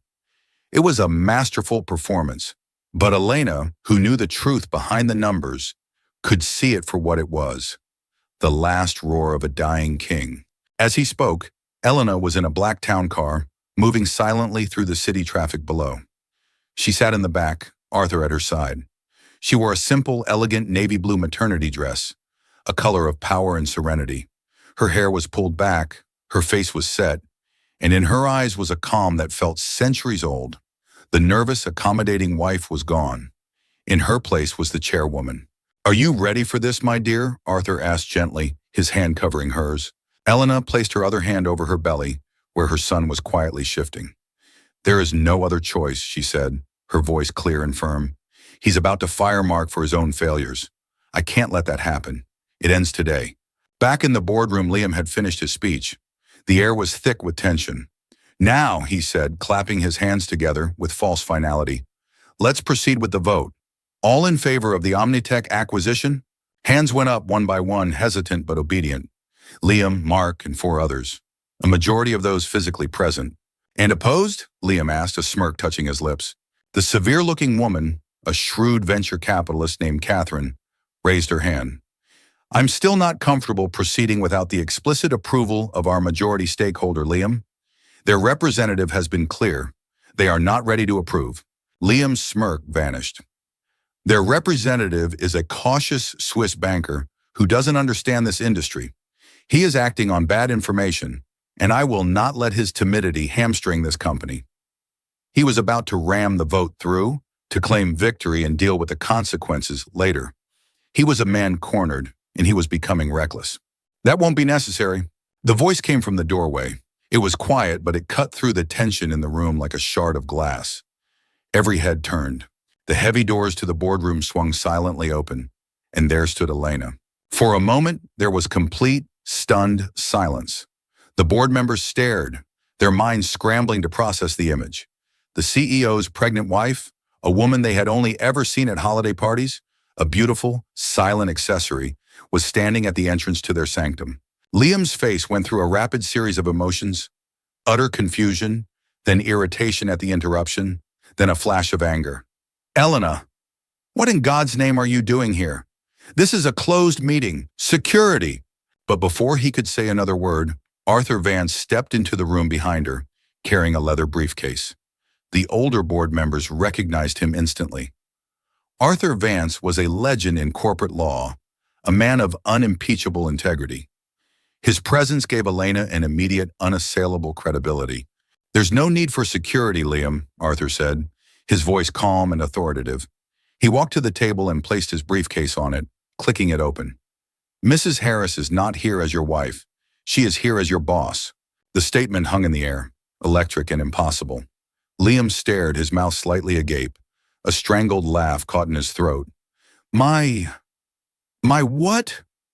Arthur, have you gone senile?" "Elena, this isn't funny."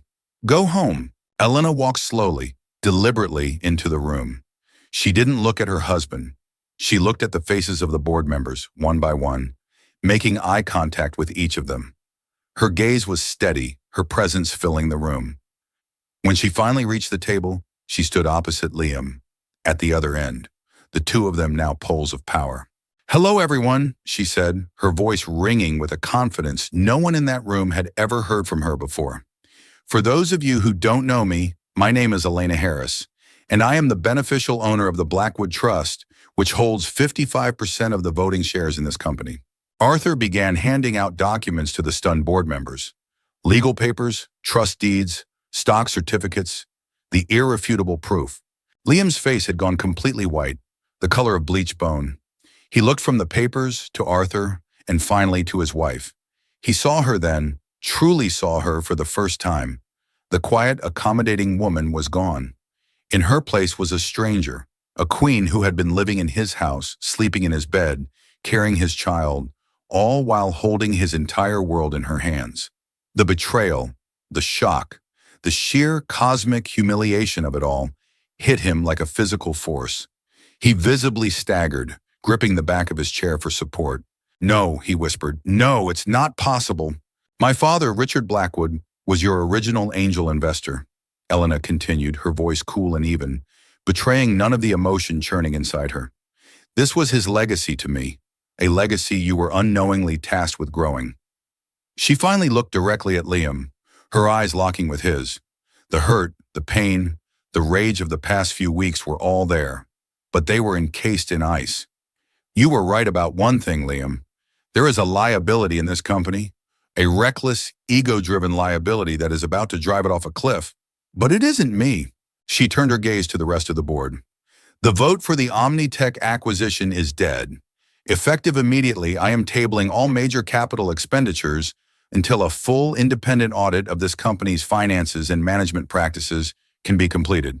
Furthermore," she took a deep breath, the final killing blow, "I am calling for a new vote, a vote of no confidence in the current CEO." The gasp in the room was audible. Mark stared at her, his expression a mixture of disbelief and dawning, tearful gratitude. Liam looked as if she had just physically stabbed him. The man who called her dead weight was about to be jettisoned from his own ship by her hand alone. The reckoning had arrived. The hours after the boardroom apocalypse were a surreal, disjointed montage of hushed conversations, frantic phone calls, and the quiet, efficient packing of documents. Arthur and Catherine, the venture capitalist who had first voiced opposition, immediately allied with Elena, forming a transitional triumvirate to prevent the company from spiraling into chaos. The other board members, their faces a mixture of fear and newfound respect, quickly fell in line. Power abhors a vacuum, and Elena had filled it with breathtaking speed. Liam had simply vanished. After Elena's final devastating pronouncement, he had stood frozen for a long moment, his face a canvas of utter devastation. Then, without a word, he had turned and walked out of the room, a man already turning into a ghost. Elena didn't return to their house, her house, until well after midnight. Arthur had insisted on sending a private security detail with her, a precaution she had initially dismissed, but now understood was necessary. The world had changed. She was no longer just a private citizen. The house was dark and silent, but she knew he was there. She could feel his presence, a toxic energy that clung to the air. She found him in his office, the room where he had made the deals and taken the calls that had defined their lives. He was sitting in the dark, a single glass of whiskey on the desk in front of him, the bottle nearly empty. He didn't look up when she entered. The silence stretched, thick and suffocating, filled with the ghosts of everything they had once been.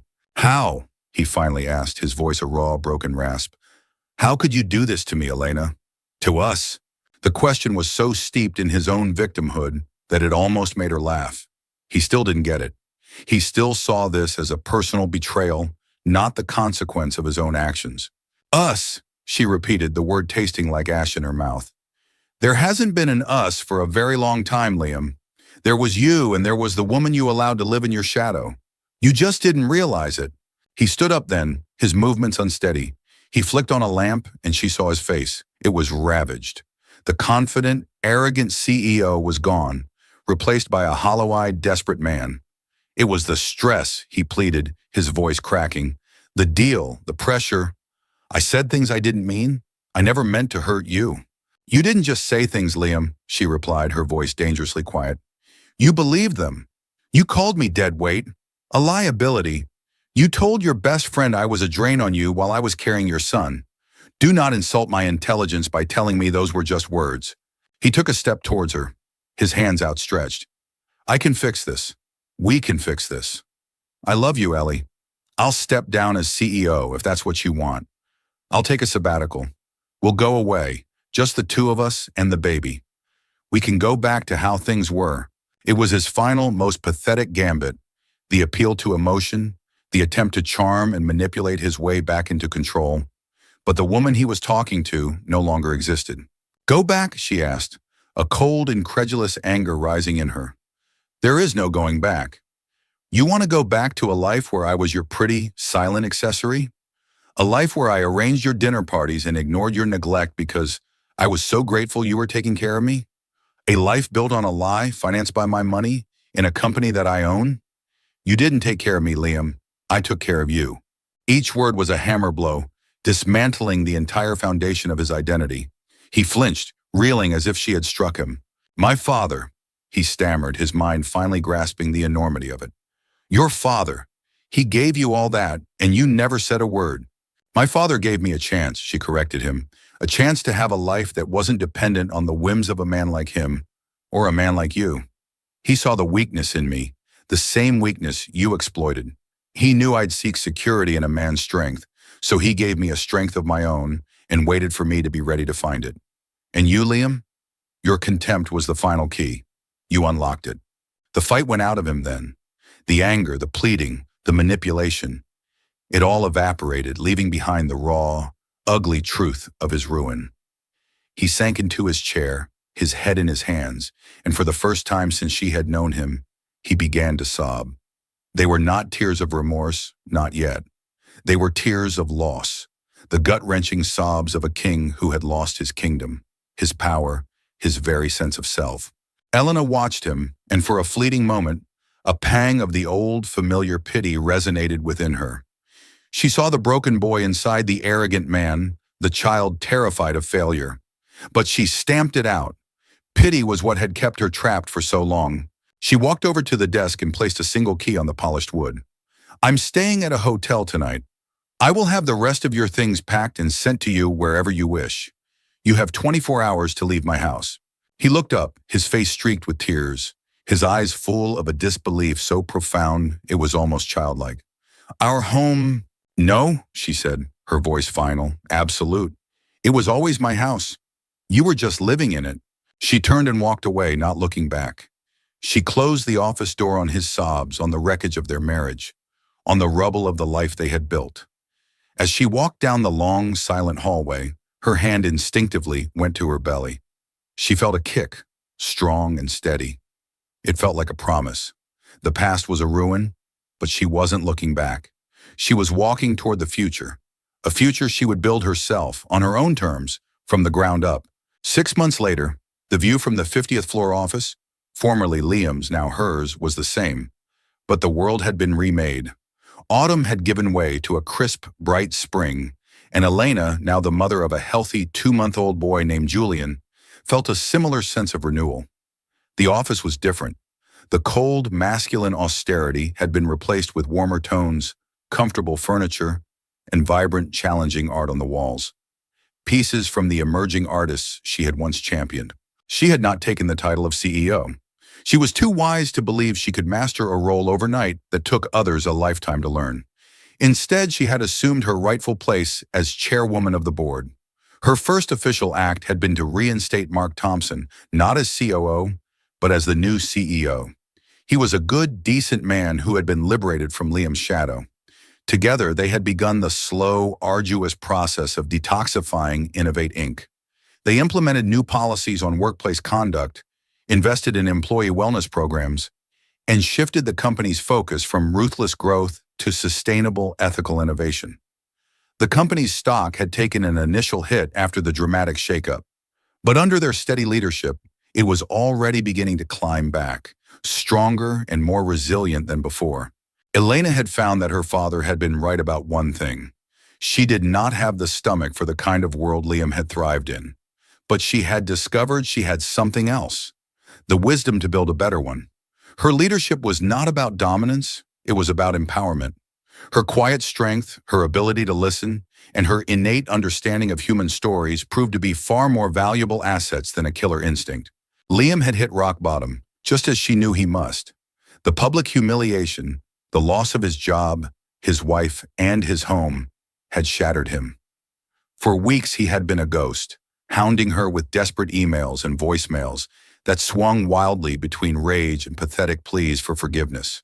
She had answered none of them, communicating only through their lawyers. She filed for divorce, her terms generous but firm.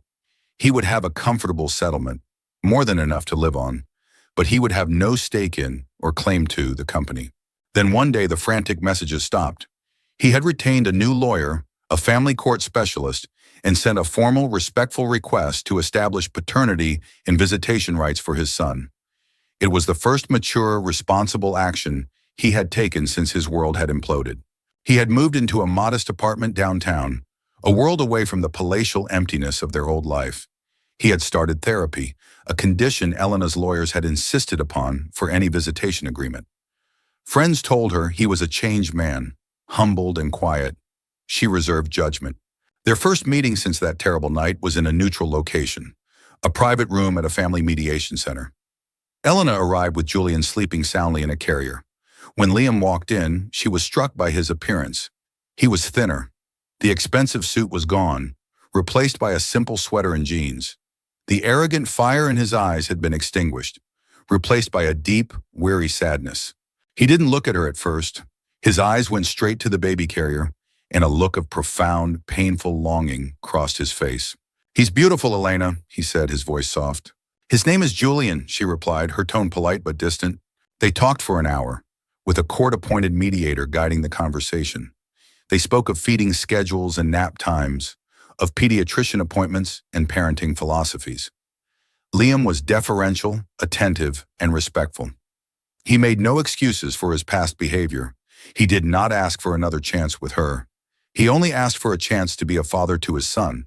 Near the end of the session, the mediator left them alone for a few minutes. For a long time, neither of them spoke. "I know I'm sorry is meaningless after everything I did," Liam began, his eyes glistening with unshed tears. "But I am.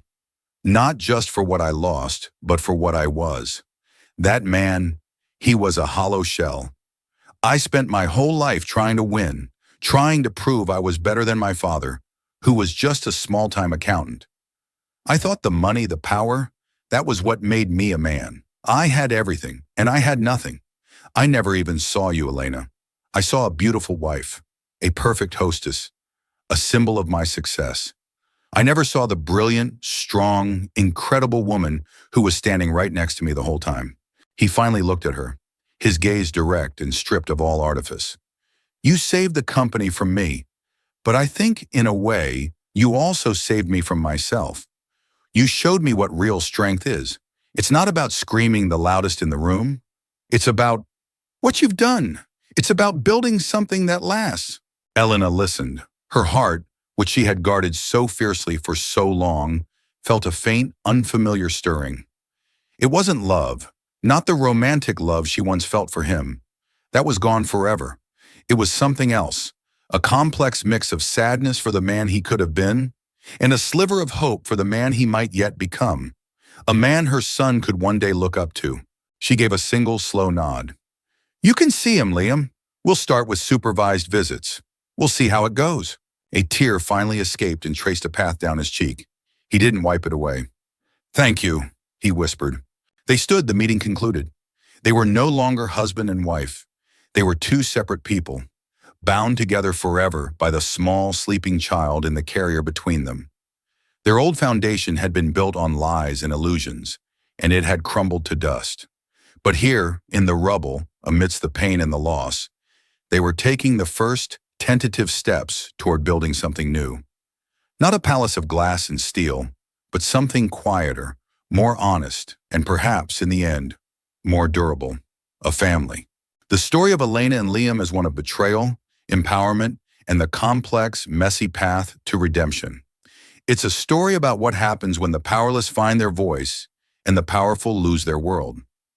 Now we turn the final page and ask you, if you were in Elena's shoes, standing in that boardroom with the fate of your husband and your company in your hands, what would you have done?